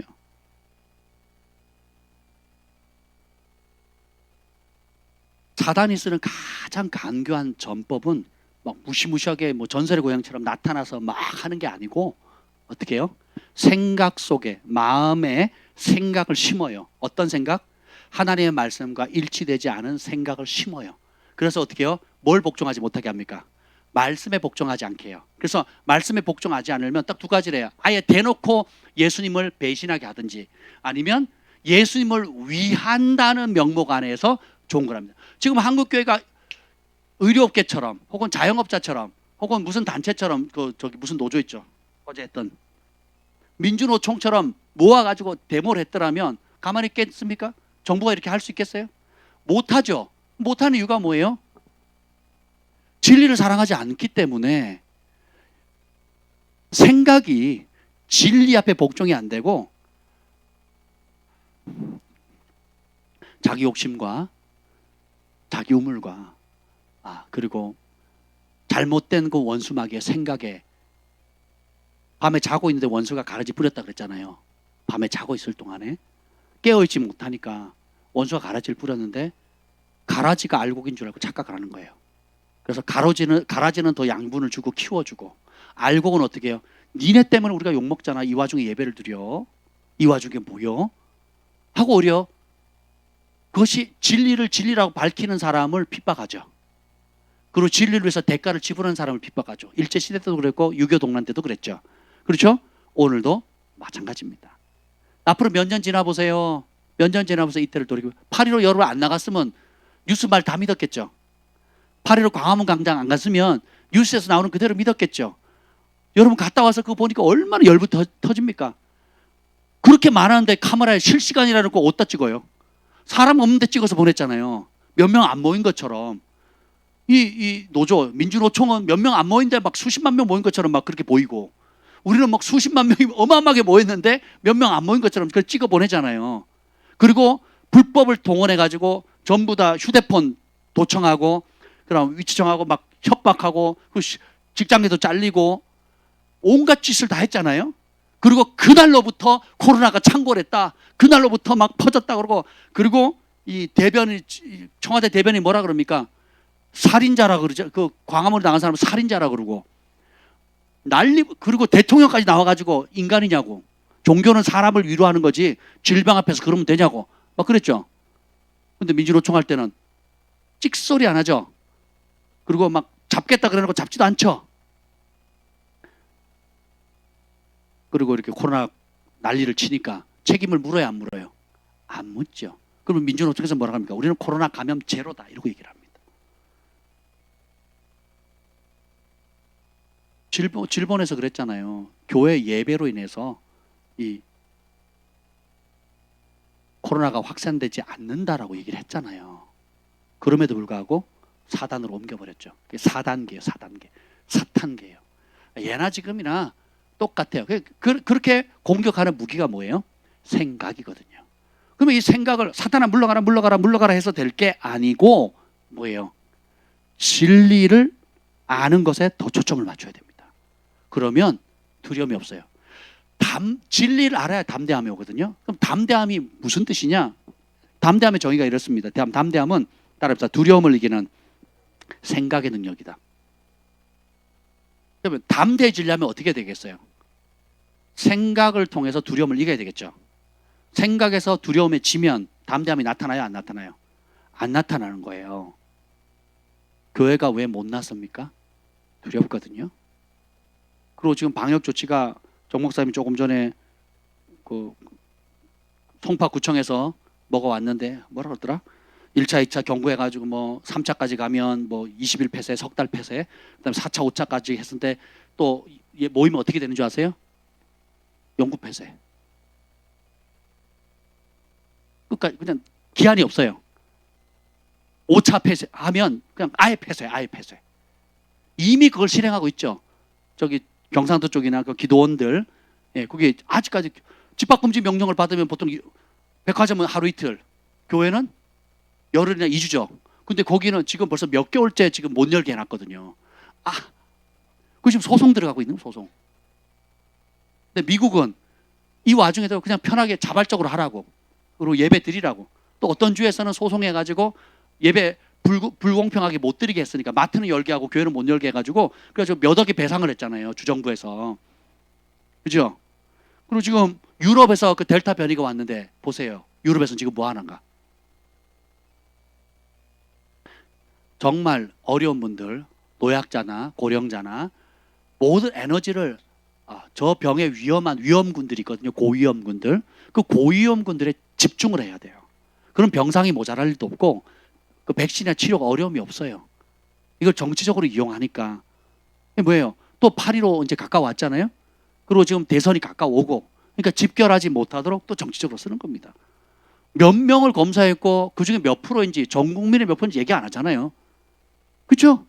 네. 그래서 마지막 때가 될수록 우리가 무장해야 될 수 있는 방법은 뭐냐면 우리의 사고의 체계 가운데 진리의 말씀을 사랑하는 법을 배워야 돼요. 사단이 지금 쓰는 게 뭐예요? 협박하는 것과 짠하게 만드는 거거든요. 교회 메시지도 마찬가지입니다. 두려움 때문에 굴복하는 거, 그리고 원하는 감정을 자극시켜줘요. 제가 설교학을 배우면서 놀랬던 게 있습니다. 정말 유명한 설교를 어떻게 되나? 대부분의 신학교에서는 설교학을 어떻게 가는 줄 아세요? 세바시로 가르쳐요. 세바시. 세상을 바꾸는 시간 15분. 레파토리를 짜가지고 피크를 절정을 딱 올려 사람 눈물 짠하게 해서 결신하게 하고 딱 끝내야 된대요.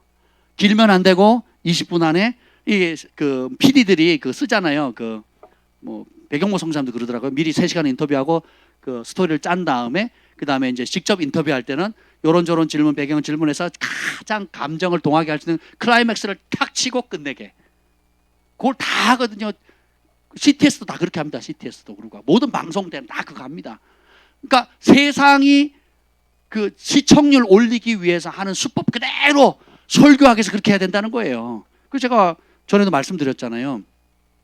모세가 시내산에 내려갈 때 말씀을 전하잖아요. 총령께서 그러시더라고요. 한 달 전인가 우리 예배 드리는데 뜻밖의 음성을 들었습니다. 내가 내 종 모세를 이스라엘 백성에 보낼 때 언제 그들에게 감동적인 설교하라고 보냈느냐.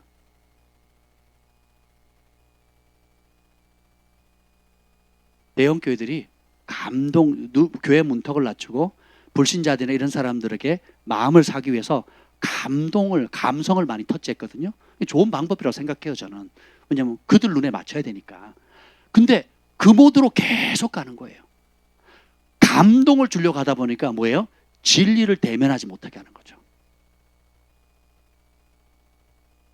젖먹이는 감동을 받아야 되거든요. 누가 뭐래도 남이든 초콜릿 사주면 돼요. 아이스크림 사주면 좋은 사람인 거예요. 어른들은 모르는 사람이 초콜릿하고 음료수 사주면 먹어요, 안 먹어요? 안 먹지요. 먹고는 싶지만 절제가 되거든요. 왜요? 분별력이 있어서 선악간에 분별하거든요. 교회도 마찬가지. 교회 사람들이 은혜 받으려고, 감동 받으려고, 기도도 마찬가지예요. 내가 눈물 흘리면 은혜 받았대요. 또 감동 받으면, 여러분, 그건 따라오는 부살물이지 그걸 목적으로 하면 안 돼요. 진리를 깨닫고 진리 앞에 내가 복종하고. 성경 공부하다가 목사님이 아무든지 나를 따르려거든 자기를 부인하고 자기 십자가를 져야 되고 나를 따라야 된다 그랬잖아요. 자기 부인의 정의를 새롭게 내려주시더라고요. 되게 은혜가 됐습니다. 자기 부인을 이렇게 정의를 하시더라고요. 저희 성경 공부하는 목사님이 그러셨어요. 자기 부인이 뭐냐면 이거예요. 내 마누라 이런 뜻은 아니고,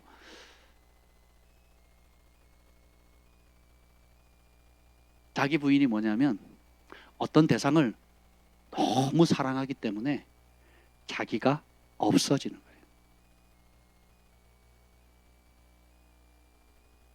우리가 예수님을 너무 사랑하기 때문에 내가 더 누릴 수 있고 더 좋은 걸 할 수 있고 내 마음대로 갈 수 있지만 그 예수님을 너무 사랑하기 때문에 내가 없어지는 거. 그래서 목숨까지 바치는 거예요. 너무 아름답지 않습니까? 어머니들이 그러죠? 자식들을 위해서 생선 한 마리 있으면 아이를 너무 사랑하니까 살코기는 다 발라서 아이 먹이고 뼈를 씹어 먹죠. 저희 장모님 그러시거든요. 나는 꼬리가 맛있더라, 머리가 맛있더라, 뼈를 먹으면 뼈가 튼튼해진다더라, 나이 들면 뼈가 튼튼해져야 되니까 이러면서 먹어요. 그런 건가요? 아니죠. 왜요? 자녀를 사랑하니까. 고기는 한정돼 있고 생선은 한정돼 있으니까 우리 부모님들 그렇게 우리를 키우셨잖아요. 그 목사님이 그 간증을 하시더라고요. 자기가 이제 결혼하기 전에 사랑하는 이제 지금 사모님 되신 그분을 만났는데 그때 너무 가난했대요. 그때는 이제 그 예수 믿기 전에는 술을 날랐대요. 강남 지역에 어디 저쪽에 양재동에 술을 날랐대요. 술 박스를 날르는 일을 하다가 예수님 만나고 변화돼 가지고 헌신해 가지고 이제 신학교를 갔는데 이제 거기를 다니면 돈이 없잖아요. 일거리도 없고. 근데 아내를 만났는데 너무 사랑스러워서 뭘 하고 사랑에 빠진 거죠. 저 여자랑 결혼하고 싶다. 저 여자 마음을 사겠다. 사랑에 빠져가지고 어떻게 한 줄 아세요? 노가다를 했대요. 할 줄 아는 게 노가다밖에 없으니까. 그러니까 일주일에 6일을 노가다를 한 거죠. 하루 3만에서 3, 6, 18만 원, 18만을 벌었대요. 그 18만을 가지고 어떻게 한 줄 아세요? 아침부터 자니까 노가다 해가지고 6일을 일해가 18만 번 돈을 가지고 처음에 반지를 샀대요. 그 당시 2만 5천 원이었대요. 우리 아이들 돌반지 할 때 3만 원이었거든요. 지금 어떻게 거의 30만 원 가까이 됐죠. 그때 그래서 2만 5천짜리 반지와 드레스와 기타 여러 가지 삭스를 18만 원짜리 음식까지 해서 18만 원 꽉 채웠대요. 얼마나 행복한지. 얼마나 행복한지. 6일 동안 노가다한 게 하나도 힘들지 않다는 거죠. 야곱이 누굴 사랑했죠? 라헬을 사랑했잖아요. 그래서 삼촌이 속였죠.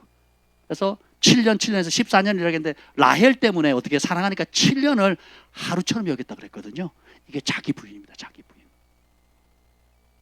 그러면 우리가 스스로 막 허벅지를 꼬집어가면서 참아야 하느니라 이게 아니고 열쇠가 1절에 나와 있잖아요. 예수님께서 세상에 있는 자기 사람들을 사랑하시되 끝까지 사랑하시니라 하는 그분의 사랑을 집중하는 거예요.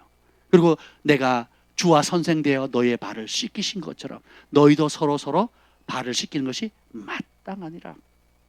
진짜 영적 전쟁에서 승리할 수 있는 거, 그것은 뭐예요? 사랑의 길을 선택하는 거고 섬김의 길을 선택하는 겁니다. 섬기는 자가 크지요. 용서하는 자가 큽니다. 용서받는 기쁨도 크지만 용서해 줄 수 있는 게 더 큰 자거든요. 그래서 여기 보면 지금은 이 말의 의미를 모르겠지만 7절에 보면 이후에는 너희가 알게 될 것이다. 14절 15절 읽겠습니다. 14, 15절 시작. 내가 조와 또는 선생이 되어 너희 발을 씻었으니 너희도 서로 발을 씻어주는 것이 옳으니라. 내가 너희에게 행한 것 같이 너희도 행하게 하려 하여 본을 보였노라.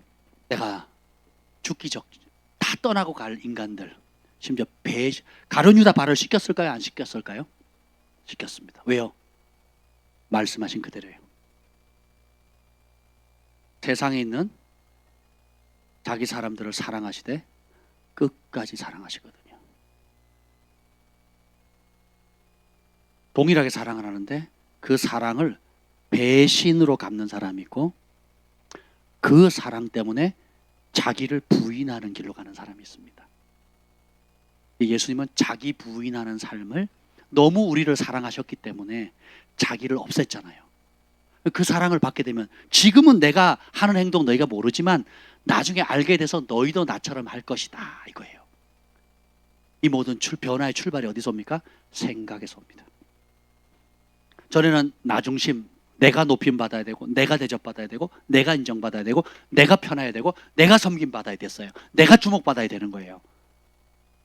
근데 이제는 예수님처럼 발을 씻기고 배신할 사람도 축복하고 사랑하고 그리고 섬김을 받는 것이 아니라 오히려 섬기는 것.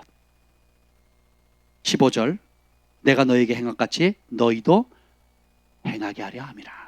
그래서 본을 보였다는 거예요. 17절 읽겠습니다. 시작. 너희가 이것을 알고 행하면 복이 있으리라.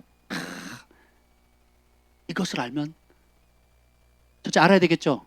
생각이 바뀌셔야 돼요. 신앙생활은 감정만으로 하는 게 아닙니다. 감정이 있어야 돼요. 또 감정이 따라옵니다. 감정이 굉장히 중요한 거예요. 꽃과 같아요. 사과꽃, 백꽃 같습니다. 꽃이 있어야 그 다음에 꽃이 떨어진 다음에 꽃이 있어야 수정이 되죠. 나비 벌들이 와 수정을 하죠. 그럼 수정된 다음에 열매를 맺는 것처럼 굉장히 중요합니다. 그러나 꽃을 따려고 사과를 심지 않죠. 배나무를 심지 않아요. 꽃은 떨어져야 됩니다. 길을 안내하는 거예요. 근데 여기 이것을 알고 행하면 복이 따라야 된다. 그걸 행해야 되죠. 근데 21절 봅시다. 안타까운 이야기에서 21절 시작. 예수께서 이 말씀을 하시고 심령이 괴로워 증언하여 이르시되 내가 진실로 진실로 너에게 이르노니 너희 중 하나가 나를 팔리라 하시니. 이렇게 본을 보이고 사랑했음에도 불구하고 어떻게 해요? 심령이 괴로우셨대요. 왜냐하면 12제자 중에 한 사람이 예수님을 판다는 거예요. 여기 보면 사람이 뭐 돈입니까? 팔게? 그 인신매매한 거죠. 인신매매. 사람이 어떻게 물건이에요? 뭐 껌딱지입니까? 뭐 아이패드예요? 주고 사고 팔게? 핸드폰도 아니잖아요. 그러니까 3년간 함께 했던 그 귀한 분, 온유하신 분 팔아버리죠. 근데 그 팔게 된 계기가 뭐예요? 생각이에요. 사단이 생각을 넣었을 때 어떻게 해요? 받아버렸죠. 거절하면 되는데 그 생각을 받아버려요. 흡수해버립니다. 아! 맞다. 사단이 생각을 우리를 장악할 두 가지를 통해서 들어오는데 그게 뭐냐면 따라합시다. 생각과 감정이다. 감정이 흔들려서 남자들은 화를 내요. 화를 내면 어떻게 돼요? 그때 어떻게 됩니까? 혈기가 나오고 분별력을 잃고 평강이 깨져요. 그래서 다 뒤집어 엎어버립니다. 다 된 밥에 재 뿌리는 일을 어떻게 해요? 분노 때문에 그러거든요. 저희 아버지가 광산에서 만 19년을 일하셨어요. 그러면 은퇴하시기 전에 은퇴하기 전에 3개월만 출근을 하잖아요. 그러면 몇 억의 돈이 나왔어요. 그 당시 지금 20년 전이죠.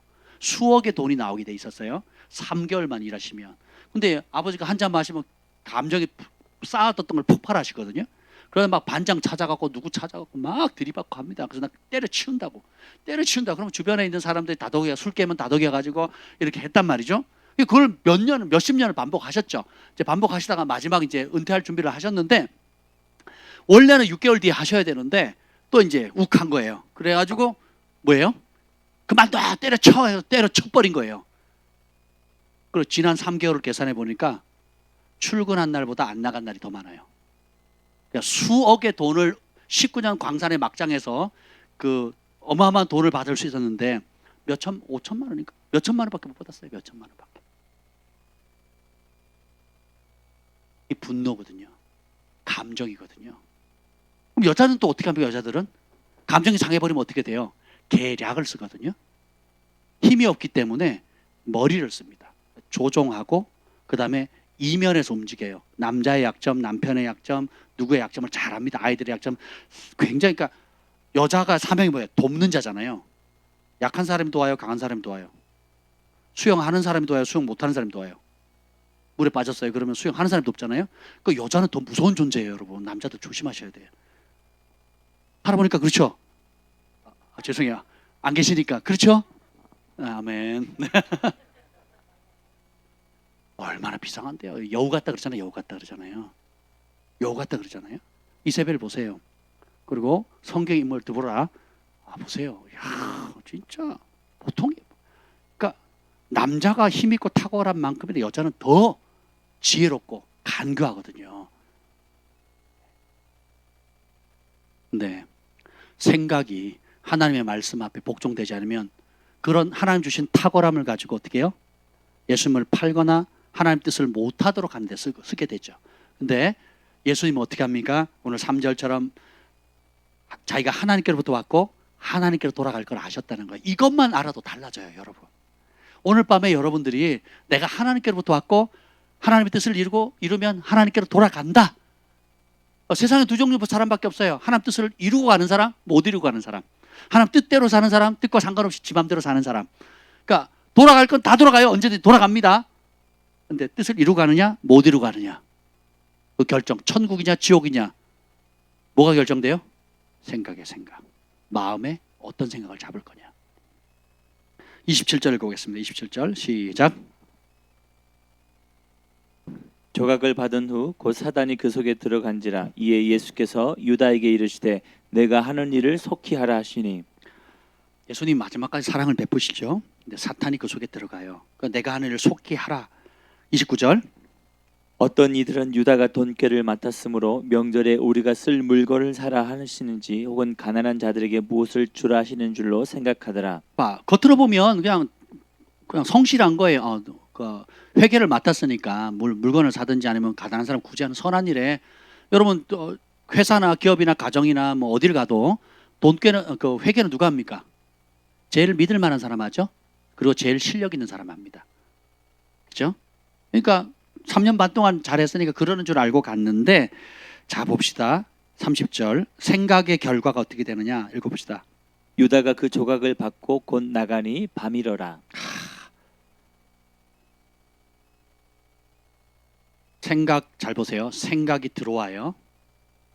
하나님 말씀과 일치되지 않은 거를 알매도 불구하고 선택합니다. 왜요? 이익을 위해서. 그러니까 어떻게 해요? 그때 사단이 자리를 잡죠. 그죠? 그 다음에 어떻게 해요?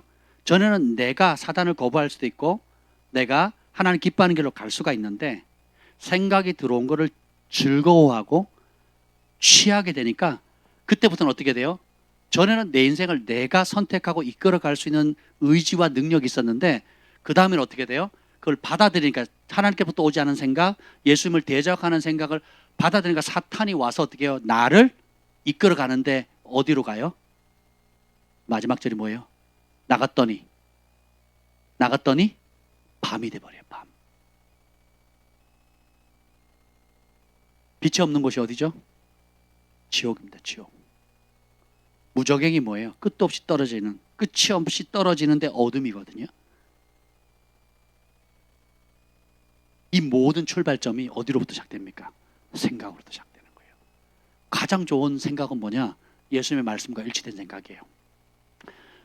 그래서 우리가 아무리 나쁜 생각만 나쁜 게 아니고 의리 있고 감동적이고 기특하고 멋진 생각조차도 악이 될 수 있어요. 그러면 기준이 뭐냐? 멋지고 안 멋지고가 중요한 게 아니고 진리 앞에 그 생각이 복종되면 훌륭한 거예요. 하나님 기뻐하는 겁니다. 진리 앞에 복종이 안 되는 그럴싸한 좋은 생각, 감동적인 거, 의리 있는 거, 합리적인 생각들은 다 뭐예요? 악이라는 거야. 악. 그러면 가장 우리가 공통적으로 구별해야 될 게 뭐냐? 오늘 1절과 3절에 나와 있는 것처럼 예수님께서 자기가 세상을 떠나 아버지께로 돌아가실 때가 이런 줄을 아시고, 따라합시다. 나도 돌아갈 것입니다. 이곳에 있는 사람 중에 누구도 예외 없이 보내주신 아버지께로 돌아갈 겁니다. 아버지를 만날 준비를 하는 것이 우리 인생의 목적이에요. 생각을 거기다 고정시키는 겁니다. 다른 사람 비교할 필요 있어요, 없어요? 다른 사람의 부르심을 부러워할 필요 있어요, 없어요? 다른 사람의 인생을 모방할 필요 있어요, 없어요? 없죠. 우리가 감정과 상황이나 우리가 원하는 무엇이 아니라 예수님께서 많은 인류를 위해서 할 수 있는 큰 공헌들과 여러 가지 직업들과 다양한 것들을 하실 수 있지만 다른 거 안 하시고 세상 죄를 지고 하는 하나님의 어린 양의 길을 가셨죠. 사도들은 사도들의 길을 갑니다. 선지자들은 선지의 길을 가고요. 목사와 교사들은 그 길을 각기 갑니다. 저 복음 전파자는 복음 전파자의 길을 가는 거예요. 각자의 부르심 안에서 주께서 오늘 주시는 그 진리의 말씀 앞에 내 생각을 복종시키고 그 뜻을 이뤄가서 주님을 맞이할 준비를 날마다 선택하는 것, 이것이 우리가 마땅히 해야 될 길이고, 그러면 그 일에 하나님이 그 따르는 표적으로 역사하신다는 겁니다. 아이들이 그러죠. 왜 나한테만 자꾸 시키냐? 쟤는요, 오빠는요, 형은요, 누구는요, 왜 나만 갖고 그래요? 아무 의미 없는 얘기죠. 아이들 입장에서 얘기고, 부모 입장에는 저희 집에는 군대 가 있는 학생부터 대학생부터 제가 초등학교가 다 있잖아요. 중학교 5명의 아이들이 있는데 나만 시키고 의미가 없어요. 애들 입장에서는 나만 시키는 거지. 부모 입장에는 그 초등학교 때 할 일 따로 있고 중학교 때 할 일이 따로 있고 대학교 때 군대 가서 다 다르잖아요. 똑같은 상황인데 음식 먹는 것도 다릅니다. 심부름 시키는 것도 달라요. 책임을 맡기는 것도 틀려요. 그리고 상급도 틀리고요. 벌 받는 수준도 다 틀립니다. 자기 역할을 하면 돼요. 생각을 바꾸셔야 돼요. 성경에 아버지의 위치, 아버지로 있어야 돼요. 자녀의 위치, 자녀로 있어야 됩니다. 아내의 위치, 아내의 위치를 지켜야 돼요. 남편의 위치, 남편의 위치와 책임을 다하셔야 됩니다. 종의 위치, 상전의 위치, 그 다음에 직장에서의 내가 오너의 위치, 또 밑에서 섬기는 위치, 죽게 하듯 하라, 사람 보듯 하지 마라, 사람에게 잘 보려고 하지 마라. 이런 모든 말씀과 진리로 내 생각을 바꿔야 돼요. 그래서 내가 배운 거, 내가 익숙한 거, 내가 하고 싶은 거가 다르다 할지라도, 내 감정과 다르다 할지라도 말씀 앞에 복종, 진리 앞에 복종하는 것을 날마다 선택해야 되고, 이 길은 날마다 좁은 길이에요. 재정의 영역에서 하나님 말씀의 좁은 길을 선택해야 되고, 인생의 남은 시간을 계수하는 것도 하나님 말씀의 좁은 길을 날마다 선택해야 되고, 사람 만나는 거, 물질을 쌓는 거, 자녀 교육하는 거, 기타 인생에 우리가 직면하는 모든 크고 작은 문제 가운데 하나님의 말씀 진리의 것을 연구하고 배우고 깨달아서 그 좁은 길을 날마다 대가집으라고 선포해야 되는 겁니다. 말세가 되면 모이기를 패하는 어떠한 사람들의 습관과 같이 하지 말고, 그럴수록 모이기에 더욱 힘쓰라 그랬죠. 모이기를 패하는 게 뭐가 된다고요? 습관이 되거든요. 지금 작년 한 해 반 동안 돼가지고 습관이 됐죠. 비대면 예배라는 게 어디 있습니까? 그럼 교회를 없애버려야죠. 각자 자기 집에서 혼자 하면 돼요. 자기 집에서. 근데 그건 주님의 방법이 아니잖아요. 그건 내가 편한 생각이고, 그러니까 모이기를 피하는 것이 습관이 돼버린 거예요. 그런 날이 온다고 성경은 예언하고 있어요.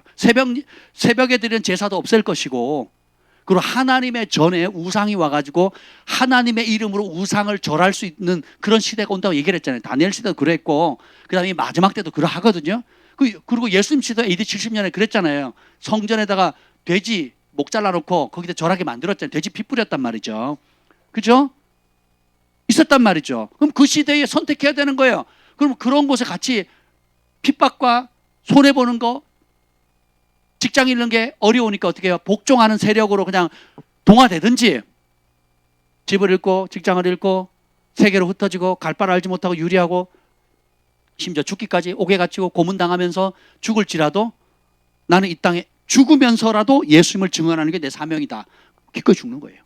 어디서 나와요? 그 능력이 어디서 나와요? 생각이, 담대함이 뭐라 그랬어요? 두려움을 이기는 생각의 힘이거든요. 공부를 아무리 잘해도요, 두려움에 져버리면, 생각이 두려움에 지면 실력 발휘 못합니다. 운동을 아무리 잘해도 당일날 시합하는 그날, 아무래도 그날 상대편이 너무 잘해 보이고 두려우면 어떻게 해요? 실력 발휘해야 못해요? 못하거든요. 그러니까 담대함은 두려움을 이길 수 있는 생각의 능력이거든요. 그럼 그 두려움을 이기는 생각의 능력이 어디서 옵니까? 1절. 다시 읽을게요. 1절. 13장 1절 시작.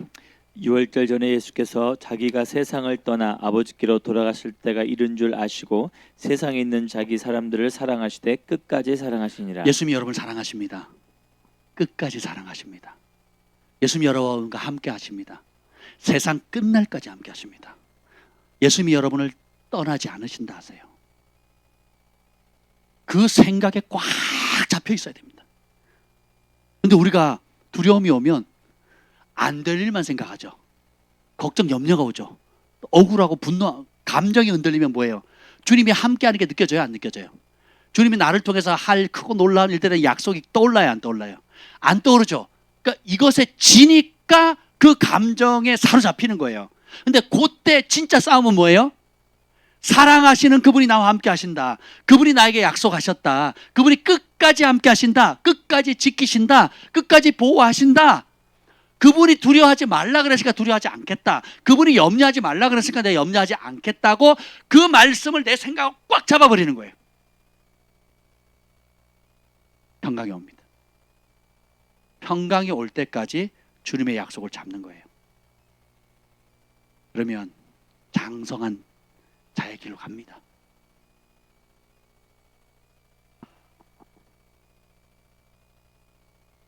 가룟 유다는 거기서 져버렸어요.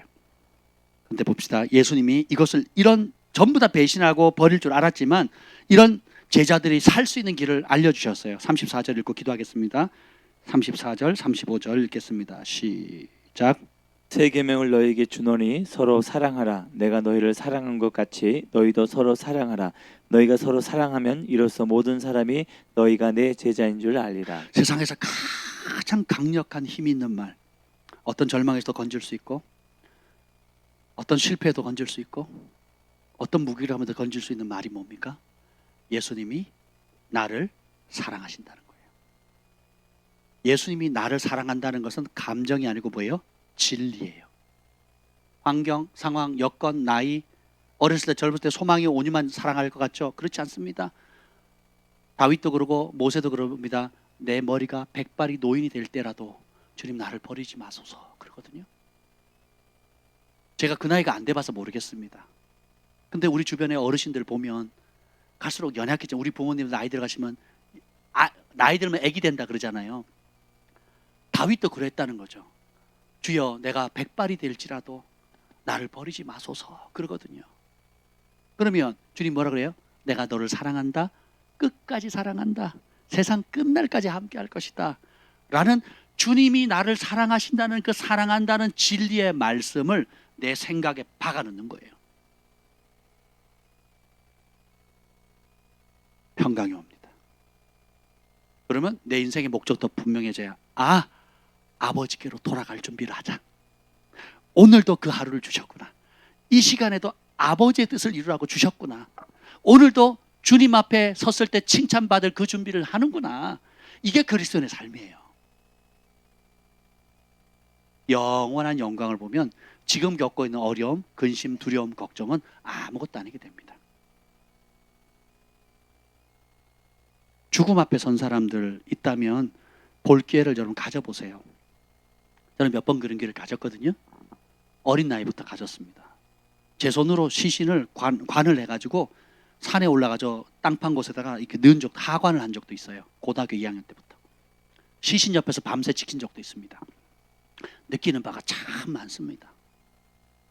저보다 1살 어린 목사님의 딸이 1살 어렸죠. 1살 어린 목사님 딸이 죽었습니다. 그 시신을 지키는. 그리고 고통받고 있다가 마지막에 죽는 모습도 제가 봤고요. 하나님께서 그런 걸 주셨어요. 이야, 결국은 어리거나 또 젊거나 또 때가 돼서 갔거나 때가 이르지 않아서 가거나 결국은 돌아가는구나. 그러면 오늘 하루 주어진 게 은혜잖아요. 그럼 무엇을 위해서 사는 겁니까? 우리를 사랑하시는 그분이 우리에게 생명 주셨고 또 그냥 이 땅을 낭비하지 않고 아버지의 일, 아버지가 기뻐하는 그 집안일을, 하늘 아버지의 집안일을 동참할 수도 우리에게 맡겨주셨고 그 일을 하도록 하셨잖아요. 그럼 그걸 기쁨으로, 그것이 최고의 일이구나 잡고 가는 거야. 중보자면 기도하는 일에 목숨을 거는 거예요. 예배자면 예배하는 일로, 물질로 섬길 사람은 물질을 통해서 또 복음을 전파할 사람 복음을 어떤 형태든지 간에 각자의 주어진 그 일에서 예수님의 증인 되는 거예요. 아들됨으로 딸됨으로 아버지께서 내게 주신 그 영혼을 살리는 많은 영혼들을 옳은 길로 인도하는 사람은 하늘의 공창의 별과 같이 빛나리라. 우리의 소명은 다 똑같아요. 직업만 다르지 하는 일만 다르지 소명은 다 똑같아요. 많은 사람들 예수님께로 인도하는 거예요. 미용실에서 예수님께로 인도하고 예. 학원에서 예수님께로 인도하고 친구들 만날 때 예수님 인도하고 사업장에서 예수님 인도하고 예.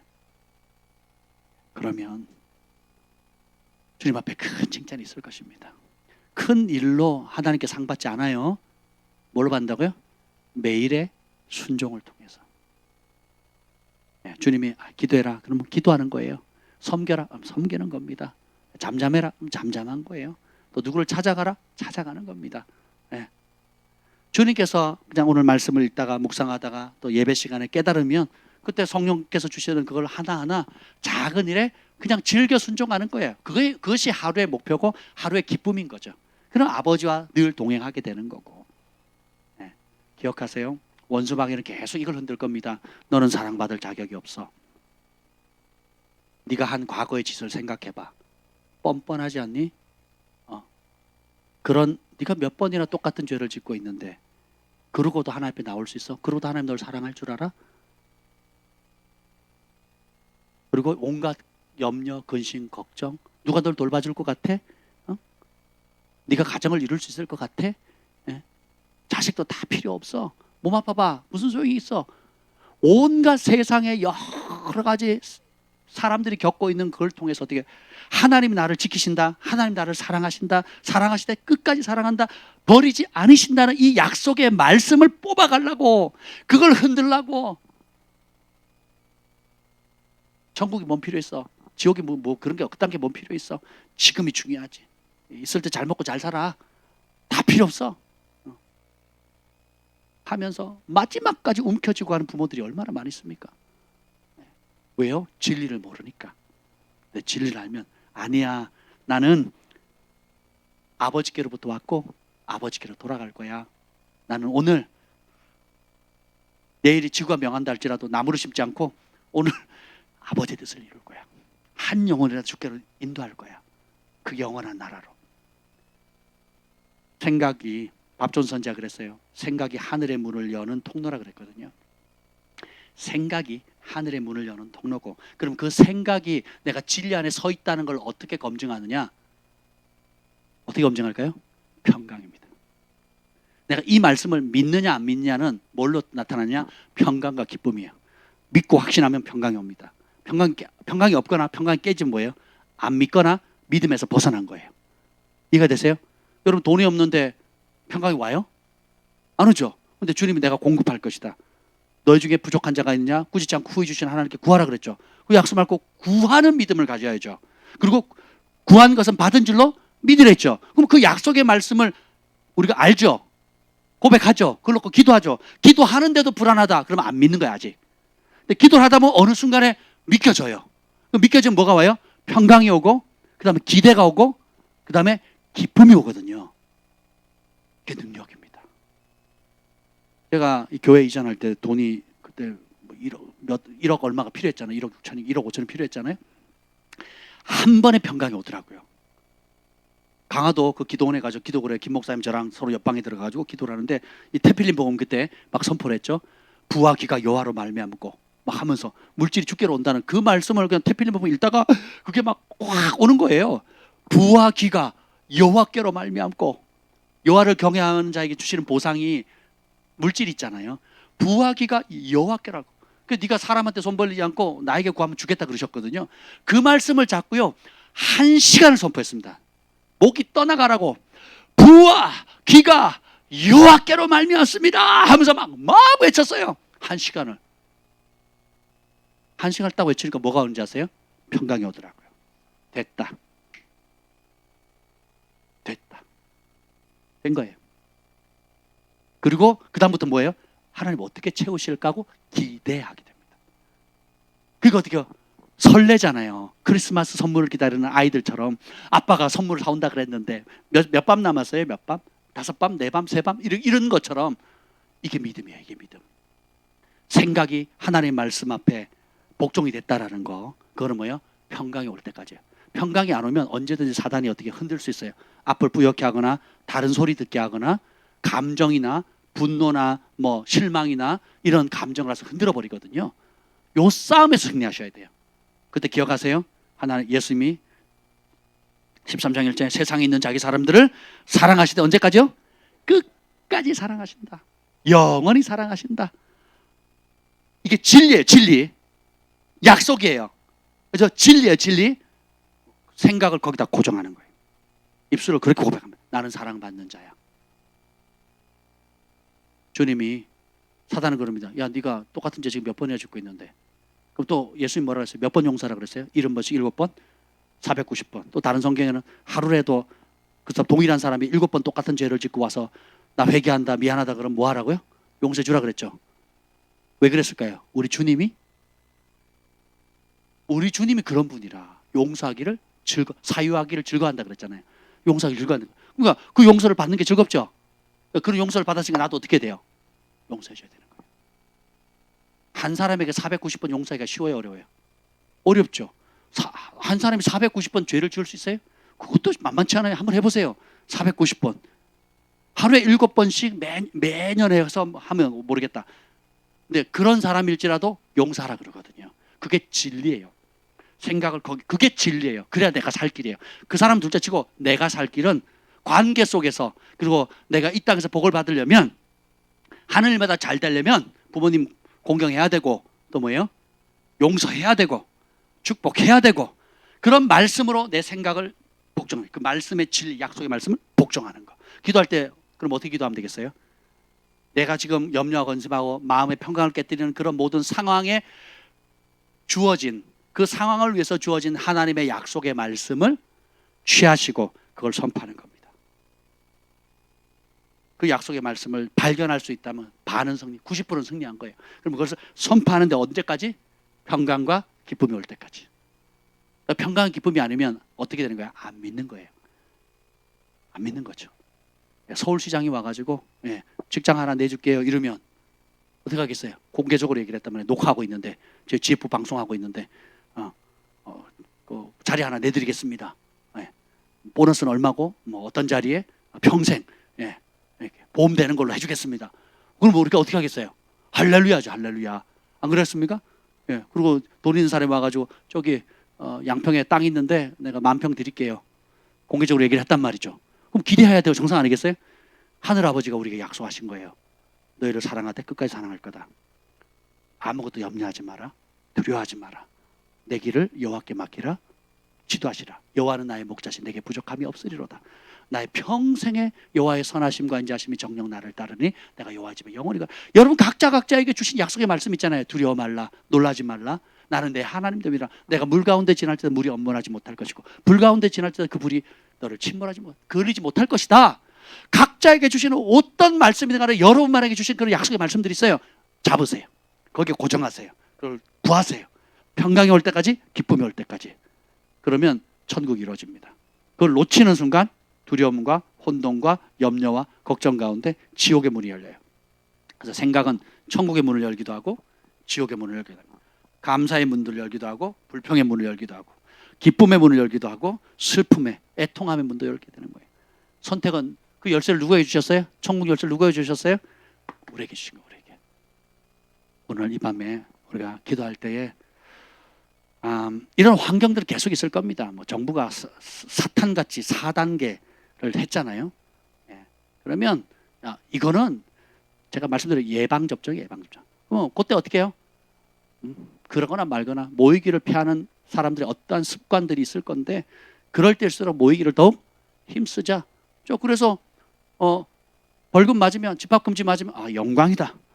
폐쇄당하면 더 큰 영광이다. 영구 폐쇄 할렐루야. 왜 아멘 안 하세요? 영구 폐쇄되면 여러분 설교 짧게 하는 분들한테 가시면 돼. 그렇잖아요. 짧은 설교 하시는 분들, 20분 설교, 클라이맥스 딱 짠하게 하시는 분들, 그렇게 가시면 돼. 에어컨 잘 나오는 곳으로, 수련회도 아주 호텔 같은 곳으로 가는 곳으로 가시면 됩니다. 근데 보세요. 아버지께로 돌아갈 겁니다. 우리는 아버지 앞에 서게 될 거예요. 그날 함께 기쁨으로 섰으면 좋겠습니다. 아멘. 네. 주님 감사합니다. 오늘도 우리가 이 생명의 말씀을 주셔서 감사합니다. 예수께서 자기가 세상을 떠나 아버지께로 돌아가실 때가 이른 줄 아신 것처럼 우리도 우리 인생의 남은 수완을 계산할 수 있는 지혜를 주시고 보내신 목적 그대로 그것을 다 이루고 아버지께로 돌아가신 예수님처럼 우리도 이 땅에 두신 아버지의 뜻을 깨달아 주님 앞에 돌아갈 때 착하고 충성된 종이라 칭찬받는 저희들 되게 하여 주옵소서. 원수 마귀는 끊임없이 우리가 자고 있는 사이에 가라지를 뿌립니다. 염려, 근심, 걱정, 분노, 아픔, 절망, 실패, 또 무기력함, 여러 가지 것들을 뿌린다 할지라도, 막막함 뿌린다 할지라도 주님의 약속의 말씀을 붙잡습니다. 세상에 있는 자기 사람을 사랑하시되 끝까지 사랑하신다는 이 진리의 말씀에 우리의 생각을 고정합니다.